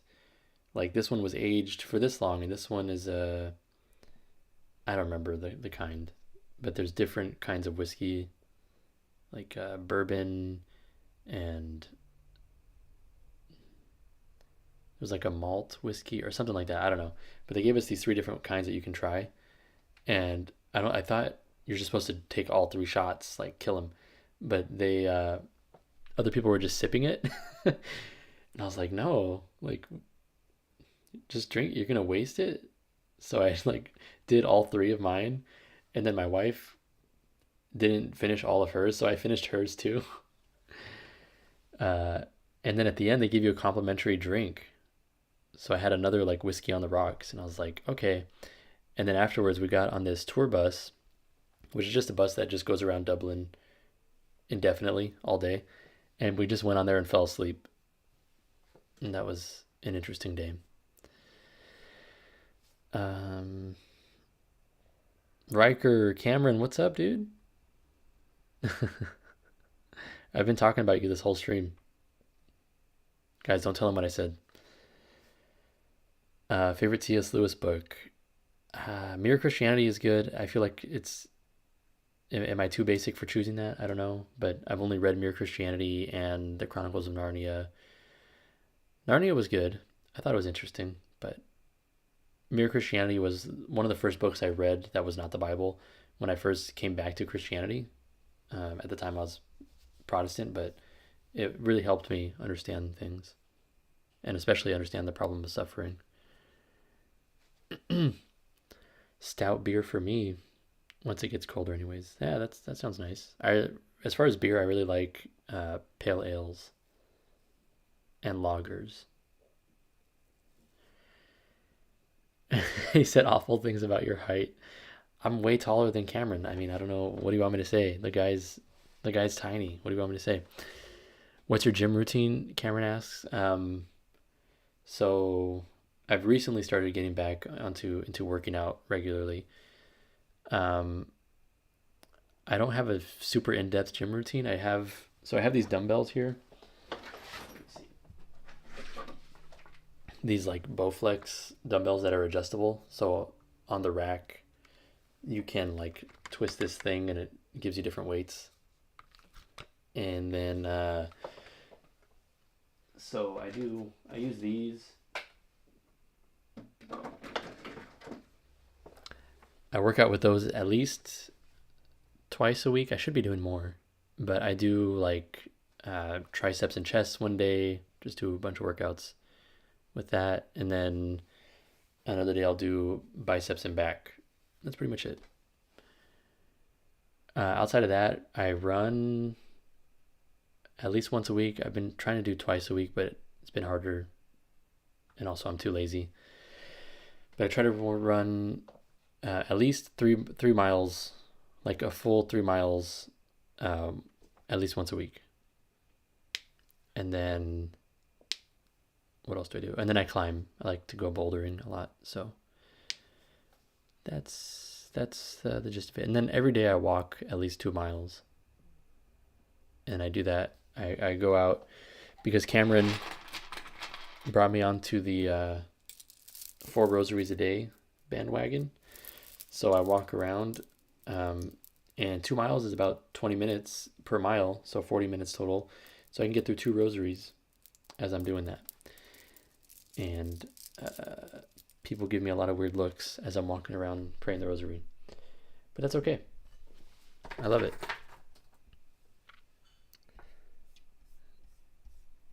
Something about you're only 5'3". Yeah, Cameron's only 5'3", guys. He tries to look tall in his videos, but he's not. Obviously, Adrian prays 4 rosaries a day and does a push-up with each Hail Mary. Yeah, I hold it like at the bottom until I finish the Hail Mary, and then I lift up, and then I go down again. That's what I should do. That'd be cool. He's been telling everyone in the stream to go sub to you. That's true. I did say at one point, stop watching this and go subscribe to Cameron Riker. So if you just got like a handful of new subscribers, you're welcome.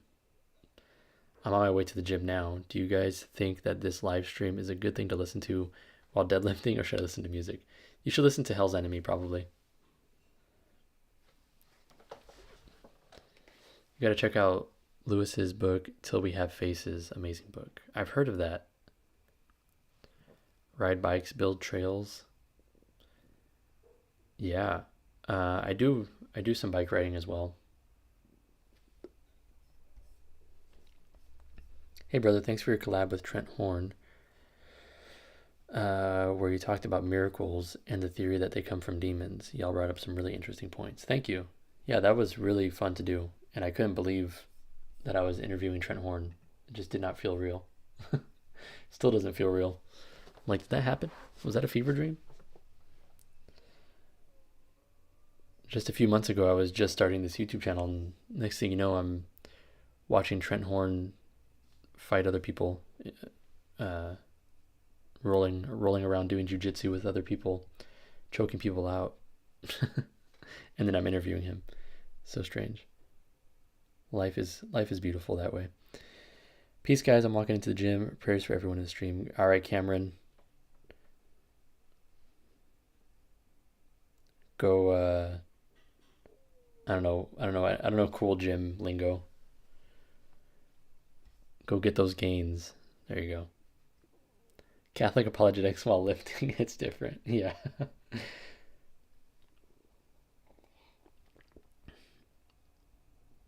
The Catholic Answers Conference was one big dream. Yeah, that was fun, man. That was so fun. I wish it didn't end. It felt like it went by too fast.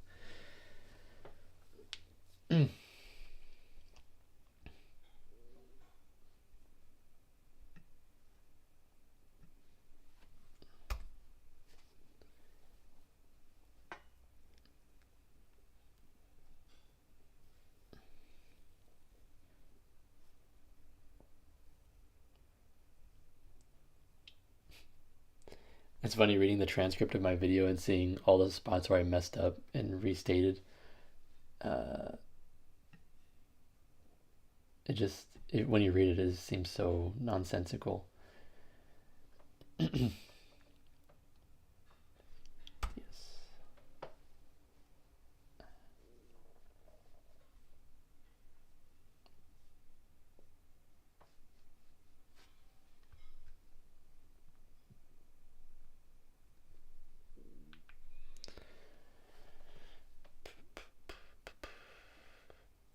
How much time does it take to make one of my videos? It takes quite a while to write them. Like I spent all day yesterday just writing, pretty much all day yesterday just writing. And then recording is really fast and easy. That might take like 45 minutes. And then editing takes another 2 to 3 hours. So altogether, it's probably like 2 full days of work, maybe more, three, probably 3 days full of work. Which is why it'd be nice if this could be my full-time job, because then I could just crank stuff out. Right now, I'm only doing about a video a week. It'd be nice to be able to do more.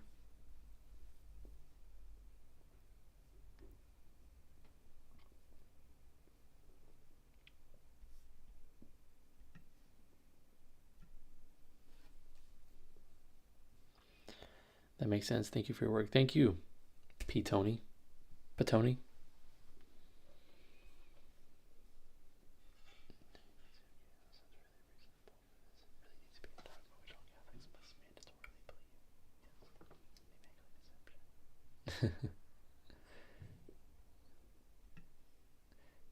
In this video, I was trying to say, if the Immaculate Conception is true, then the assumption of the Blessed Virgin Mary is also most likely true.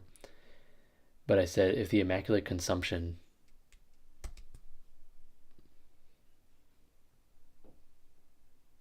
are we slowing your progress down? Yeah, this video is going to take like 8 hours to edit at this pace, but that's okay.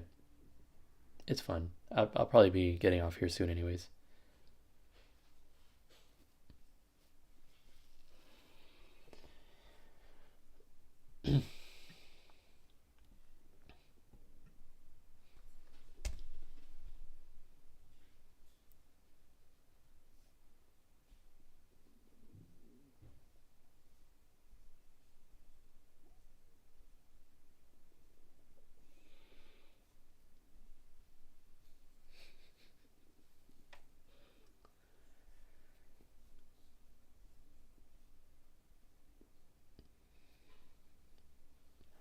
Oh yeah, I forgot to mention, I was talking about music earlier.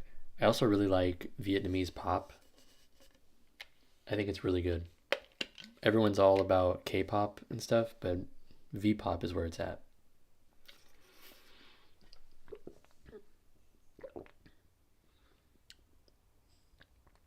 Your video with your grandparents was wild to see.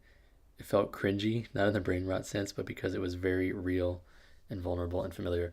Yeah, and that's why I didn't put the full interview with them for the public, because it's very personal. Like members get to see the full interview, and it's not like I'm trying to use my grandparents to make money, which some people have accused me of. But it's like you're hearing about my entire life basically. First of all, there's no apologetic value to hearing about my childhood, my nickname with my grandparents growing up, and you know, whether or not they're my grandparents or my foster parents. Like there's no one's losing, no one's gonna not convert to Catholicism because they missed out on that. But it is very personal, it's very private, very vulnerable, and so I would rather a smaller audience get to see that. So if you're somebody who's like, I really want to know more about this Sips with Sarah guy, then you can go ahead and watch that. Um, you'd have to become a member. It's very cheap to become a member, so it's not like I'm charging you, movie ticket prices to watch it. But at the same time, it kind of protects my privacy a little bit. Cameron, listen to this for your lift. You're too late, man. He's gone. Do you like Phineas, the band? Oh yeah, I've heard of them. I don't remember. I was about to play it. I was about to look up their music. I'm gonna get copyright striked. I don't remember how it sounds, but I remember vaguely liking it.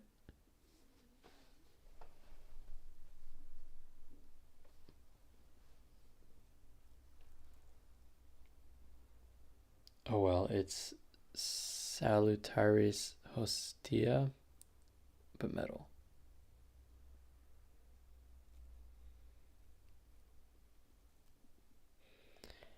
Have you listened to Heliocentric? I don't think so. Never heard of it.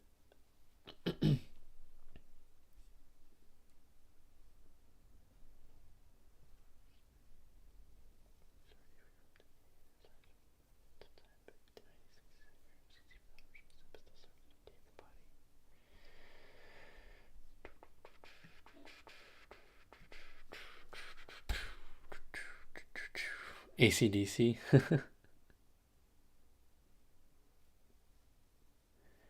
I have listened to AC/DC. Least favorite genre of music? Um,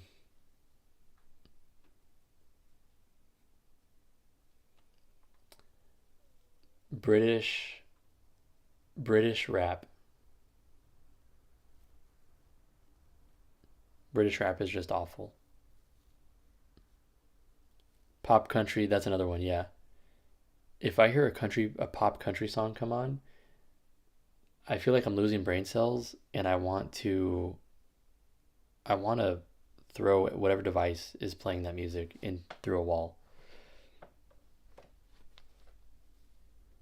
Like drill rap, I guess so. I don't know. Yeah, like I love country if it's legit country, like Coulter Wall, Tyler Childers, even Chris Stapleton is pretty good. But when I hear the stuff they play on the radio, I'm like, no.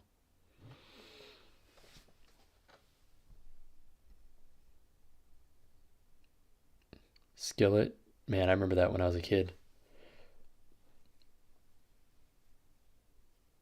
Tell Trent Horn to. I appreciate that you think I just have a direct line to Trent Horn because I've interviewed him once. Hey Trent, go interview this guy. He'd be like, "What are you talking about? I barely even know you." Zach Brown Band, Luke Combs. I don't think I like either of those. I don't know if you're saying those are good bands or not, but I don't think I like them.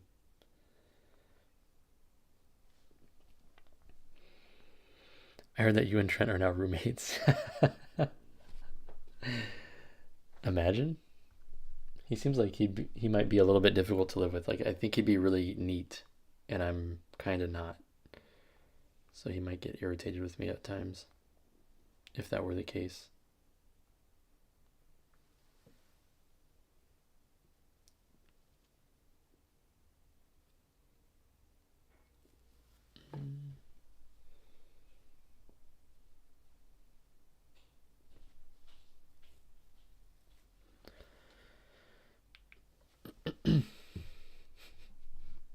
Pete Tony is off the record. Since a lot of Christians, especially Protestants, fall back on as long as you love Jesus, nothing else matters. Could you see Arianism making a comeback due to difficulty understanding the Trinity? Um, I think that's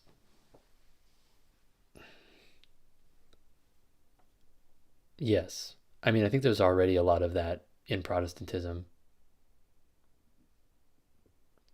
Do you like Father David Michael? I haven't watched a lot of his stuff. I've seen his like TikToks and stuff. He's hilarious. If I'm thinking of the same guy. I'm sorry, but Drew the Catholic is the apologist. Yes. But yeah, Arianism, a lot of heresies that were condemned in like the first few centuries of the church have already made quite a comeback in Protestantism, unfortunately. Unitarianism is huge there too, yeah. I never heard a good explanation of the Trinity. And I know the Trinity is hard to explain, but I've heard, I think, only heretical views of the Trinity expressed from evangelical Christianity.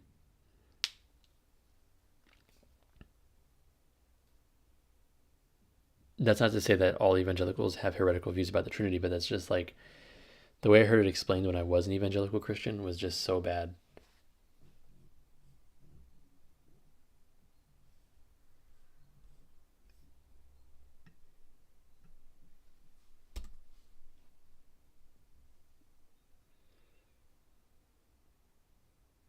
On a random side note, please remember to clean your jewelry and your rosaries. Wait, how do I even do that? And why? Like just for sanitation purposes, or is there like a spiritual component to that? I mean, my rosary's pretty gnarly actually. But how do I like what do I do? You're stressing me out now.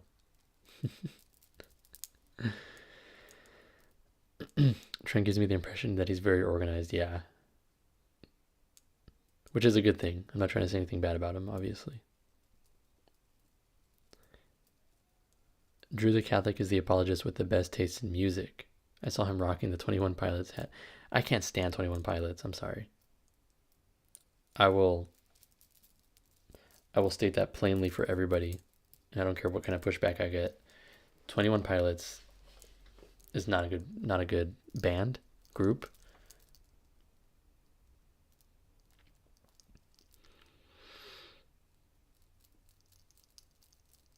I've heard it said something like God is the person speaking, Jesus is the word he uses, and the Holy Spirit is the breath he takes while speaking.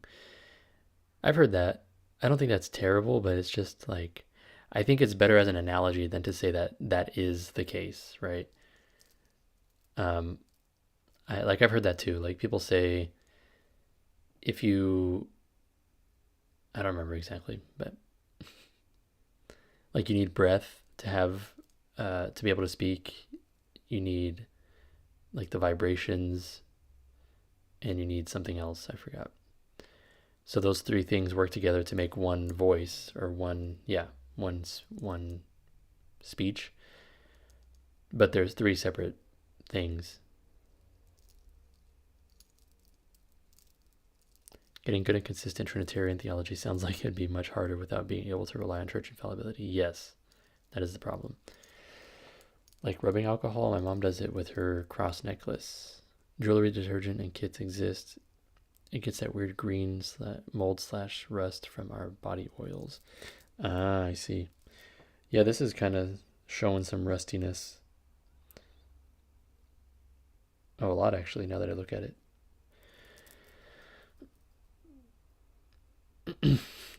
Ouch. Ouchie. Oh no, not the 21 Pilots hate. I'll do a whole video on why 21 Pilots is a terrible, terrible group. Is it a band? What do you call it? I don't know. I tend to kiss the feet of Jesus and Mary on my rosary, so I need to clean more often than most. That makes sense.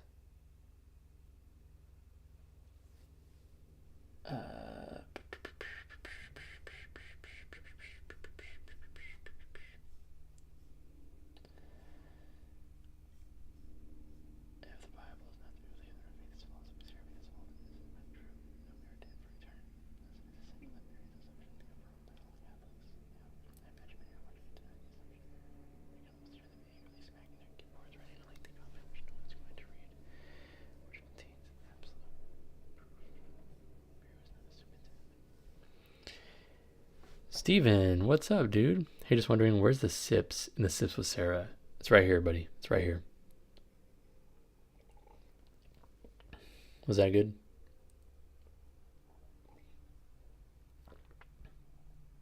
Does that make you feel better?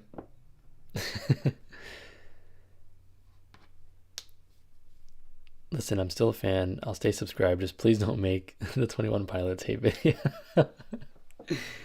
I like your videos too much for that. You're kind of making me want to make it though, just by saying that. Like when people say don't get involved in politics on your videos, that I'm like, part of me wants to be defiant and be like, I'm gonna make a political video now. It's probably heretical in some way, but I like the analogy of three lines which all make a circle of the exact same measurements. There's really only one circle, but there's still three lines. That makes sense. Vodka? No, I can't stand vodka. It's terrible. Oh, this is the debate Drew and Adrian should have. I'm so down for that debate. Ever since I first heard one of their songs, the one that blew up, I don't want to sing it. I almost sang it. I'll get copyright striked probably. The one that's like, all my friends are heathens, take it slow. It's just like middle school. I'm sorry, Andrew's gonna unsubscribe now. But look, Let me just explain myself. I just feel like it's middle school trying to be deep level stuff, like almost like Billie Eilish kind of stuff, where it's like it's so deep, but it's only deep if you're in seventh grade. Like I'm trying to remember lyrics from the song. Let's go through the song. Okay, I'm supposed to be editing a video, guys. That was the whole point of this. uh,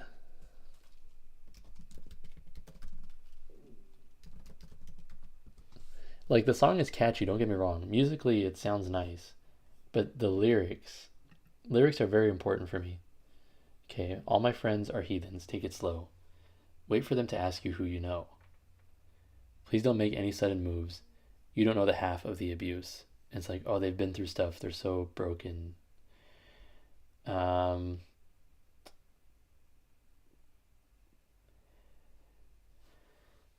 just because we check the guns at the door doesn't mean our brains will change from hand grenades.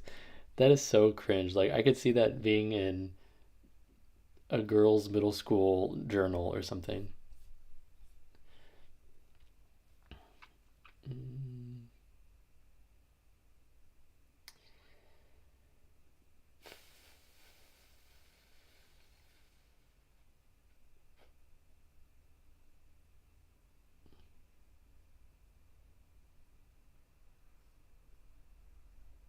yeah, I don't need to say anymore. I'm sorry, Andrew, but it's just not good. I need to know more about the coffee now. So, this coffee is Pete's Coffee, and it is a light roast. I forgot the exact name of the blend or whatever, but I usually like their Costa Rica coffee because Costa Rica has the best coffee in the world. Another hill I'll die on. Um, but they were out when I went to buy it, so I bought this light roast instead. I really like light roasts. Light to medium roast is what I do. Um,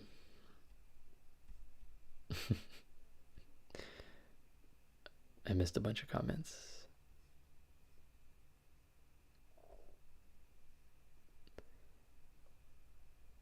I just joined and apparently there is there's 21 Pilots hate. Yes. Sips with Sarah needs to get it sponsored by a coffee company.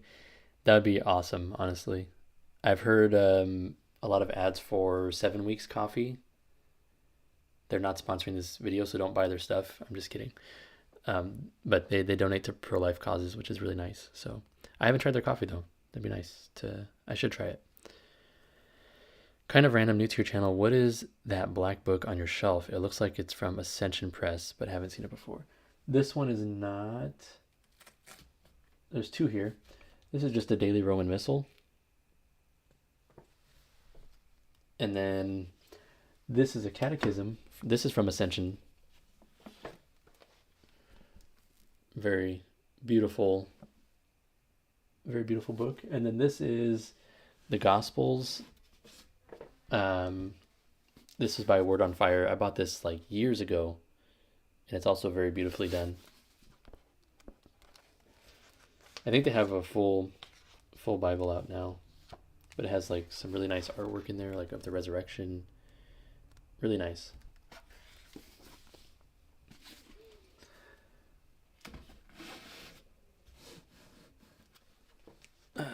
What else?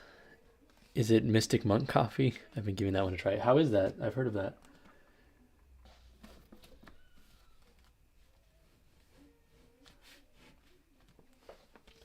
All right. Hello from the UK. Hello. Billie Eilish is not good either. I don't want to hear someone whisper for an entire song. That is not. You're not wrong, sir.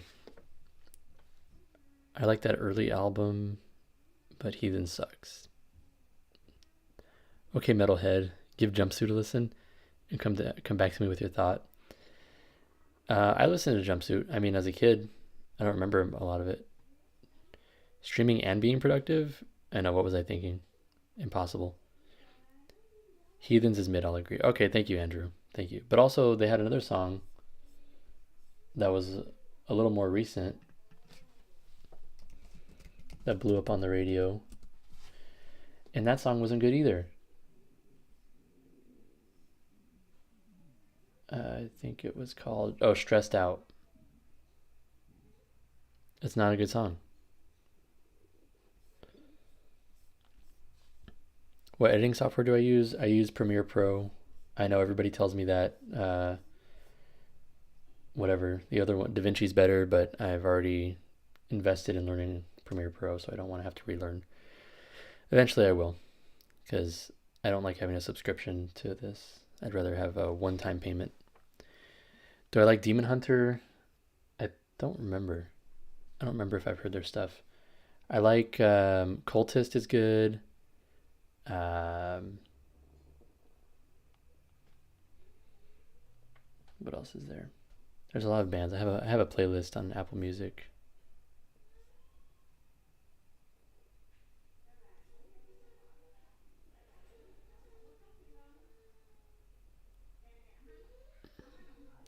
You could probably hear my niece crying out there.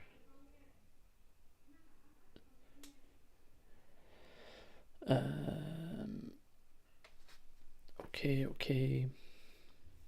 They don't have a full Word on Fire Bible yet. I think they're working on the 4th or 5th volume. Oh, I see. Yeah, it seems like they broke it up, like the Gospels. They probably do the epistles. Yeah, I want their catechism. It's so nice looking. Just gotta wait for the funds. Yep, that's the hard part. Full Word on Fire Bible or Ignatius Study Bible? Probably Ignatius Study Bible. Have you already said who your favorite metal or hardcore bands are? Yes. Hell's Enemy is the best, according to me. My favorite. His new album is really good, and my favorite song on there is Our Lady of Victory. It's the last song on the album. It's all about Mary. Really good stuff. Probably going to be a while for Full Word on Fire, so both. There's a local Catholic coffee brand in Santa Barbara called Verso L'Alto. You should check them out. I will check them out.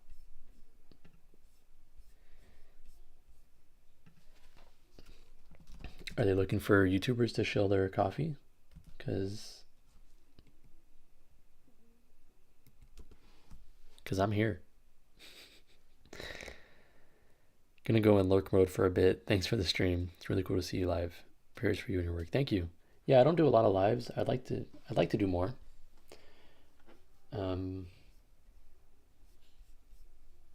Okay, I found this coffee company. Verso L'Alto. Am I saying it right? L'Alto? I don't know, man. I'm doing my best out here. Their website isn't great.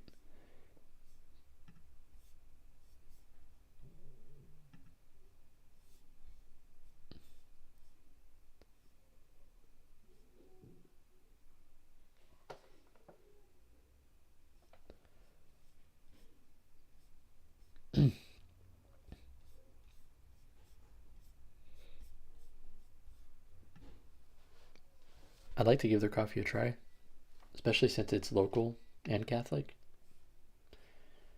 That's pretty nice. Do they have any Costa Rica blends? Let's see. They got Brazil, Mexico. Oh man, I don't see any Costa Rica. They got Colombia, Peru. Where's Costa Rica? I'm gonna have to talk to them. Look, I'll shill your coffee if you make a Costa Rica blend. Those are my terms. Probably. Yeah. What was it like meeting Trent Horn? Big fan of both of you. Yeah, that was unreal, dude. So I when I first got to the conference, I went down and I saw Trent Horn and Joe Heschmeyer just talking, and I walked up to them just like way too confident. I walked right up to them and I was like, "You guys look familiar." and then they just laughed. And then I realized, oh, I just got myself in a conversation with two dudes who I've watched for a long time and have no business talking to. And then I just kind of froze up and I was like, so I came in really confident and then I froze up. But I mean, Trent's really, he's just a normal dude. He was really cool. Very easy to talk to. And um, he's very extroverted, which I didn't expect. I listen to various hardcore bands and haven't been concerned with the morality of doing so because I can't understand the lyrics and haven't looked them up. Is that valid? Um, I want to say no, but I don't have a good argument for why. Is your family also not very appreciative of your fondness for metal music? Yeah, my wife for a long time did not like it. But recently I've been playing Hell's Enemy every time we drive somewhere, and she's kind of like bopping to it. I could see her in the corner of my eye just like vibing out, and I'm like, okay, okay. Maybe we'll never agree on modern music, but I think we can agree that Salve Regina is super good, has the best lyrics. Yes, even if neither of us know them. Yes, we found some agreement, Andrew. I know them in English, but I struggle with Latin for some reason. Latin's hard, man. Clamavi de Profundis, Song of Kings is incredible. Okay.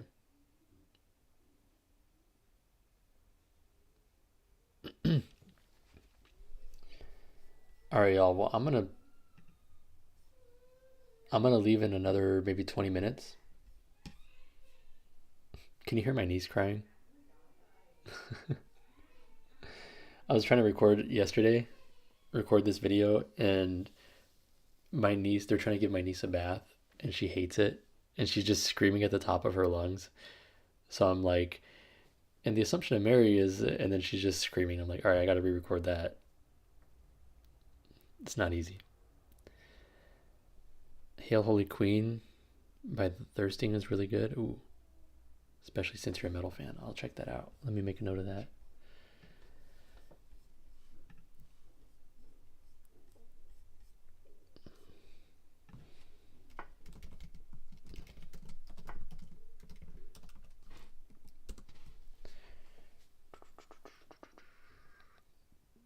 I promise they are not 21 Pilots like. Thank you. Oh yeah, I see. I got it here. It's like a punk rock kind of vibe. Nice. That's interesting. I love that we just got into a big argument about 21 Pilots and now we're trying to reconcile. I appreciate that.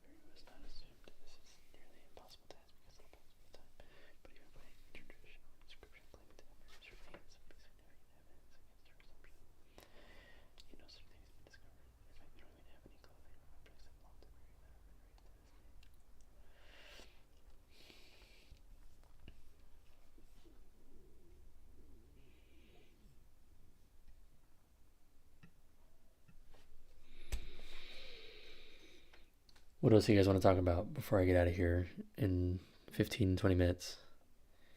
Here I was excited to see Sips with Sarah live, and now I feel personally attacked. I'm sorry, y'all. I'm sorry you have bad taste in music.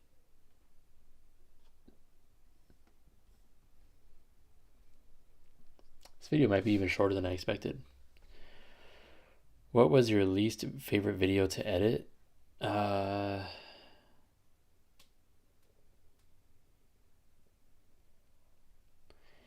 Really, any of my early videos. like my first few videos because I I would hit record without having done a ton of research and without having done any writing. I would just have bullet points of stuff, and then I would, as I'm recording, I would actually go and research what I'm talking about, and then I would talk about it. So it's just a long, like every one of those videos had several minutes of silence as I'm researching, and then I'm like, and then back in the sentence, and then I would be talking, and then I would have to like cut out the next 5 minutes of silence where I'm researching the next point I want to make. Very stupid way to make videos, and I don't recommend it.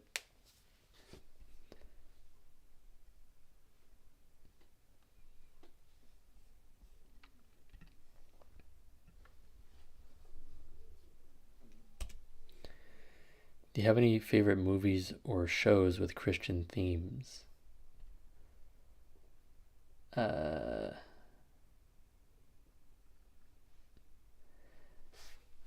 no. Well, The Chosen is good. I'm trying to think of more subtle, shows with more subtle Christian messaging that might not even have been explicitly trying to convey a Christian message. I think one show recently that I don't recommend watching because it was very gruesome is called The Terror, and I watched it. Very brutal, very gory show, but it is based on historical events, and they portrayed Christians actually in a positive light, which was surprising because that never happens in media nowadays. So the gist of it is that they were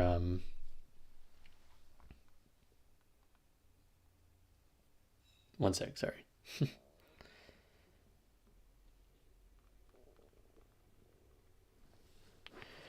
So the gist of it is there's these British explorers that are trying to find some passage.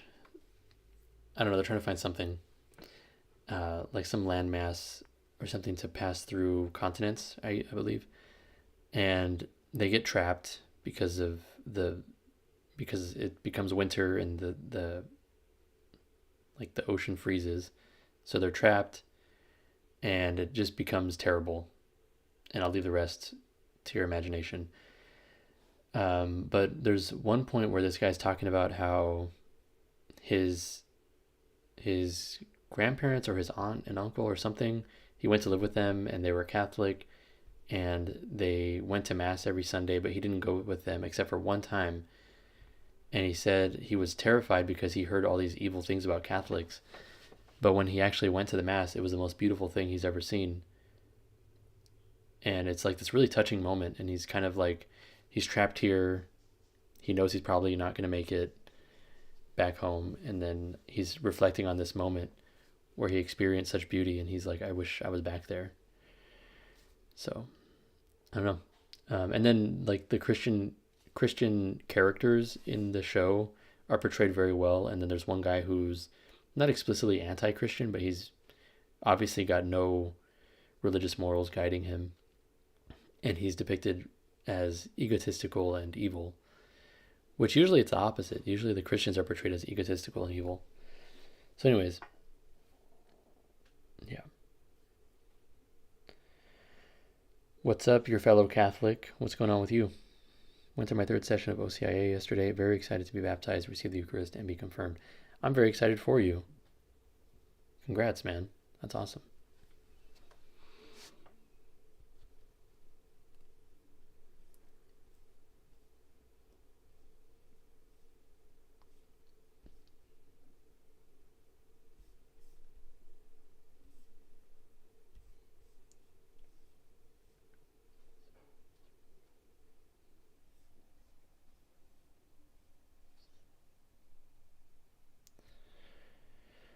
Not much, just looking for some Catholic content to watch in my free time. Yeah, there's a lot of it out there. I'll be putting out a video tomorrow, so if you have some free time tomorrow, check it out. Why not?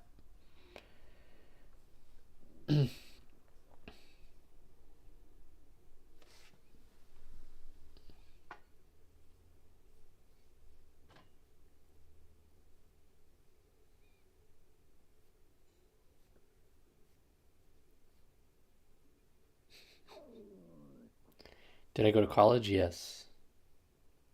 Just watch the entire Sips with Sarah catalog. Yeah, that'll take up a lot of time. All of my friends in ex-college ministry group are Protestant, so most of my time is spent defending every little bit of church teaching to my friends. Ain't much, but it's honest work. That is, no, honestly, that's a lot. And people who you know personally will respect your opinion a lot more than people you meet online. So you can go online and give the most convincing arguments, but the people you know personally actually care about your opinion, or they should, if they care to be your friend. So explaining it to them directly as someone they know personally is very powerful.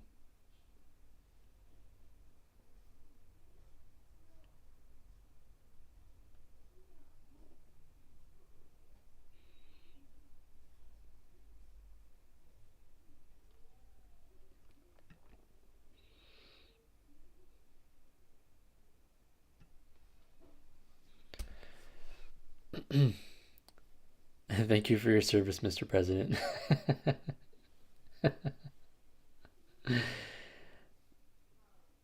Yeah, I mean, Trump might, seems like he's kind of very warm to Catholicism lately.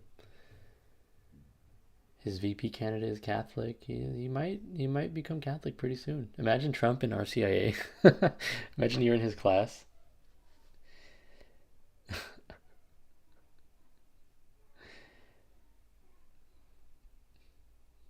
I want to do a Trump impression so bad, but I know it's gonna be awful.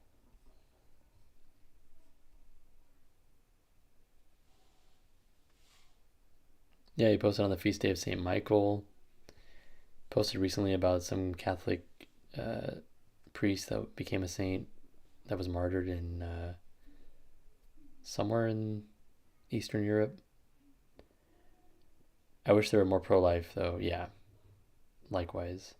Yeah, I don't know. Like Trump and his wife Melania posting things about how abortion should be accepted in any case. It's like they're for the exceptions that we all hear about, or for legalization up to a certain point. And it's like, how could you possibly believe this? And yeah, I'll leave it at that. Beautiful religion, wonderful people, absolutely. I can't do a Trump impression, so don't expect anything. I've been really disappointed by JD Vance's stance on abortion. As a Catholic convert, he should know better. Yeah, and I feel like they do know better, but they're doing this pragmatic thing where they're like, actually, we'll just say this for now, and then once we get voted in, we'll do something different. But even doing this now, trying to be pragmatic about your messaging, is going to confuse a lot of people, and it's going to lead a lot of people to think that it's acceptable to pursue an abortion or to encourage their girlfriend or wife to pursue an abortion, because this Catholic JD Vance has done it. Not cool, man. Not that he's done it, not that he's encouraged someone to have an abortion, but he's soft on abortion. Yeah, like I understand being pragmatic, and I'd much rather have an iterative, slow crawl towards a full out ban on abortion than nothing at all. But it's still, the messaging should be at least that I'm personally 100% against abortion in any case, and then but legally we're not going to pursue that, quote unquote, wink wink. But they're like, no, I believe in the exceptions. It's like, no, dude, come on. Hail Mary, full of grace, you're doing an incredible job. The Lord is with you. Truly, He is blessed. He is blessed are you among women. Oh, let's see. I'm supposed to read this in a Trump voice. Hail Mary, full of grace, you're doing an incredible job. The Lord is with you.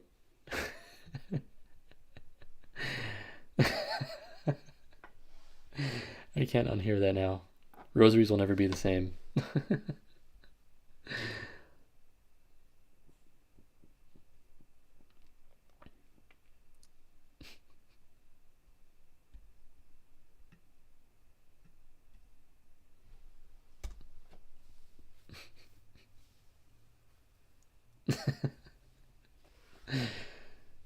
Oh, that's ridiculous. Lofton does a good Trump impression. I don't think I've heard it. Who's the best pro-life advocate? Lila Rose. Lila Rose is absolutely amazing. I have her book here too. Fighting for Life. Boom. And guess what?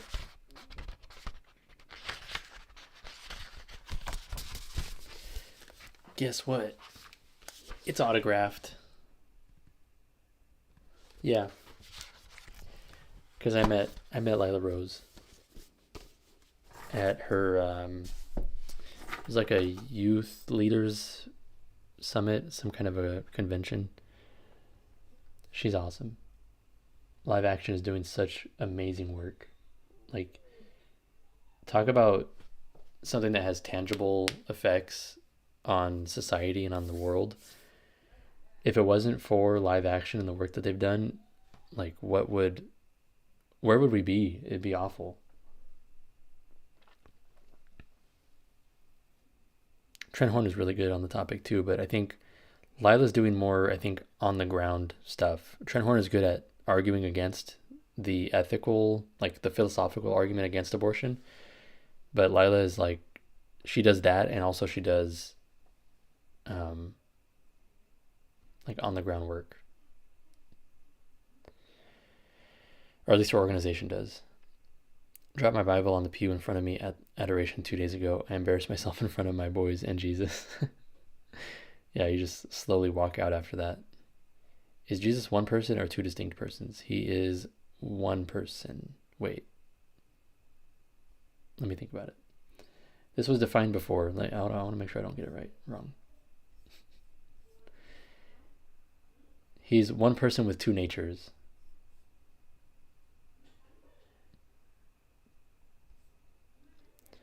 I was thinking more like people who are dedicated solely to pro-life work, but obviously Trent Horn is amazing also. Yeah.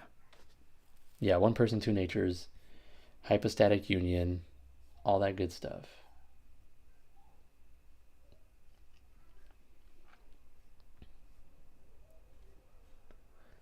Bum, bum, bum, bum, bum, bum, bum.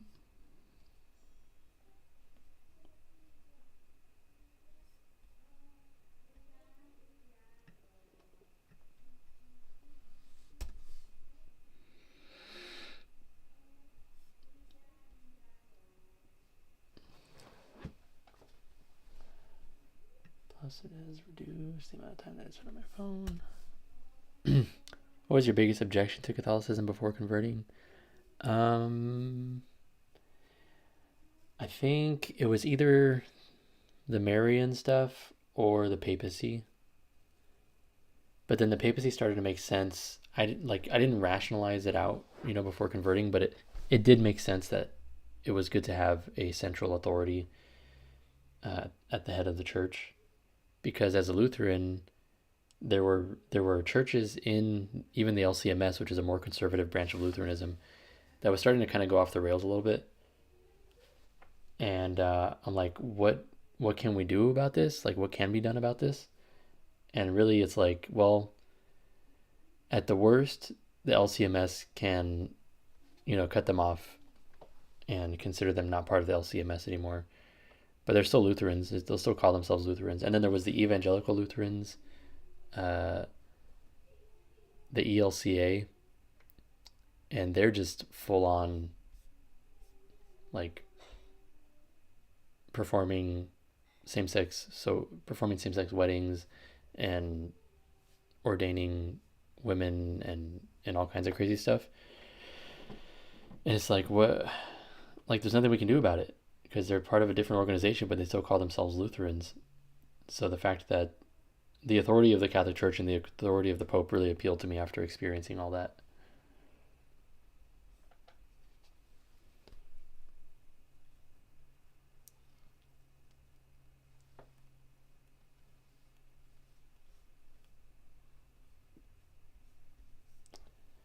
Cool.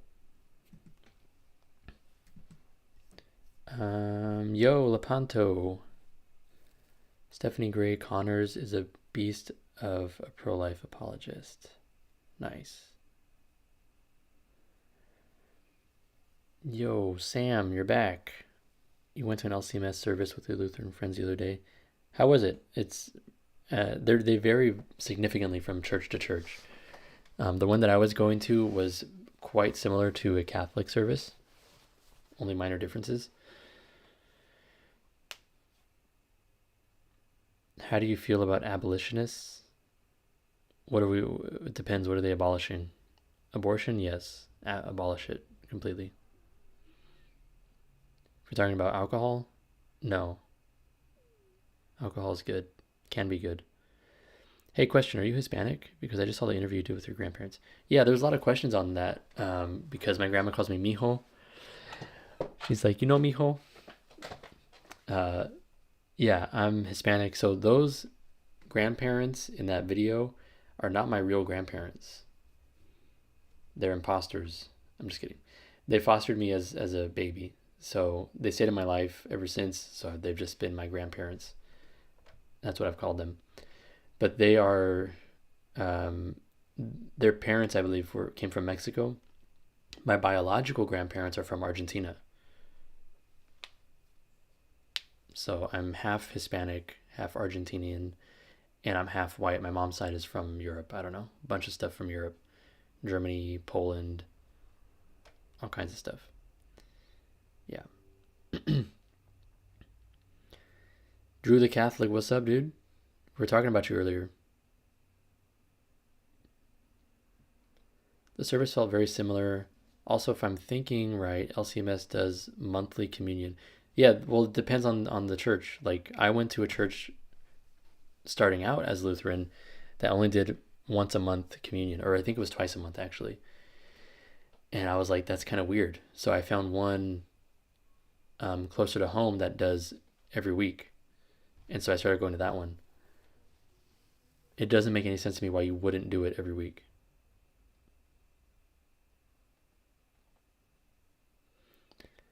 Are you aware of the abolitionist movement versus the pro-life movement? No, I guess not. I think the pro-life movement is seeking to abolish abortion in all cases. At least it should be, if it's pro-life. My personal take, but I feel all the messes in the Protestant world are making a lot of people look deeper into their faith and are more open to Catholicism. Yeah.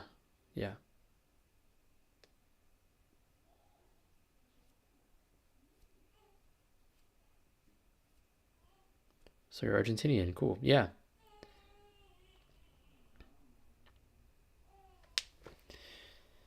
Yeah, Argentinian food is amazing. The culture, I think, is very chill. I like it. The soccer team is the best in the world, so that's always good. There's a lot of perks that come with being Argentinian. Oh, if I came up in conversation, then it must have been an unproductive and controversial conversation. Well, we were saying that you and I need to debate because you like 21 Pilots, and I think that is one of the worst musical groups in the history of the world. So we can maybe debate that at some point. And Andrew says that your taste in music is better than mine because Andrew is a 21 Pilot simp.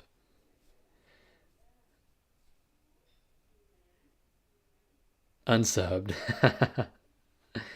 That's fine. That's fine.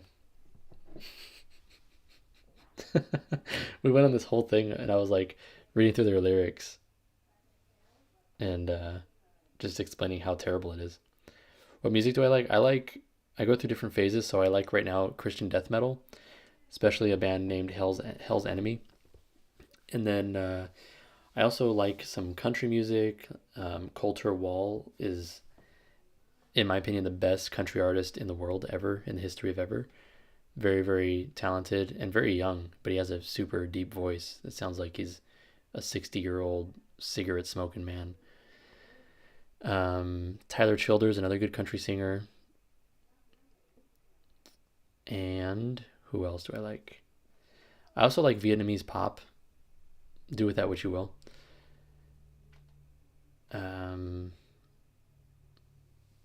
Yeah, a lot of random stuff. Pro-life is greater than abolitionists. Okay, sounds like it. I don't know anything about. I don't know what the differences would be. Drew, I'm subscribing to you twice. I'm new to this channel. Your video with your grandparents popped up on my feed. Enjoyed the content so far. Do you attend Latin Rite Mass or a different rite? Yeah, Latin Rite. I attended a traditional Latin Mass for the first time this past weekend, and it was beautiful. But I'll probably still continue going to the Novus Ordo. I'm doing laundry right now. Nice. Are you folding or are you putting in the washer or what's happening?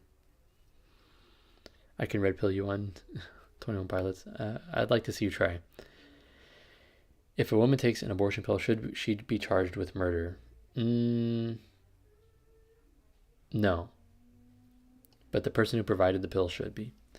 Because I think the women are victims in this as well. It's not that the women are evil. I mean, in some cases, certainly there probably are evil women.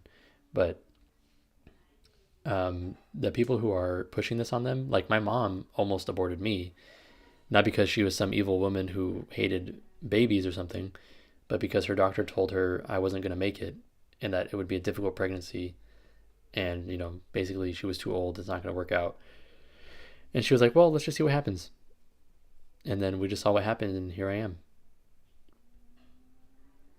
But I wouldn't, if my mom did get an abortion, I wouldn't say she's evil or she, needs to go to jail or something, because she was just doing, or I mean, if she had gotten the abortion, she would just be doing what she thought was the best medical thing to do, and maybe she hadn't thought about it a whole lot.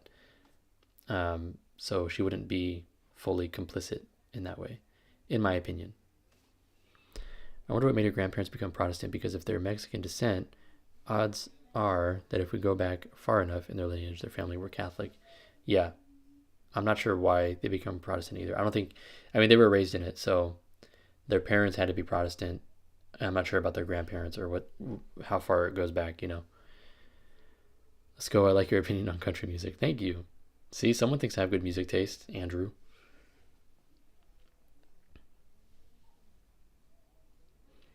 What if she regrets the abortion? Yeah, many, many such cases. All right, y'all. Well, I'm going to go. I'm going to go eat some lunch, and maybe one day I'll get to actually editing this video. But it's been really fun hanging out with y'all. Thank you so much. We've been going for 3 hours, guys. 3 hours. It did not feel that long. In 10, 9, 8, 7, 6, 5, 4, 3, 2, 1. 3-hour stream. That's insane. The head pastor of my Newman Center. Oh, that was deleted. Okay. All right, y'all. Thank you so much for hanging out. This has been a lot of fun. Keep an eye out for the video coming out tomorrow for everybody, coming out for members tonight. Yeah. The Assumption of Mary. It really happened. All right. God bless y'all. Here, I'll go out with a sip.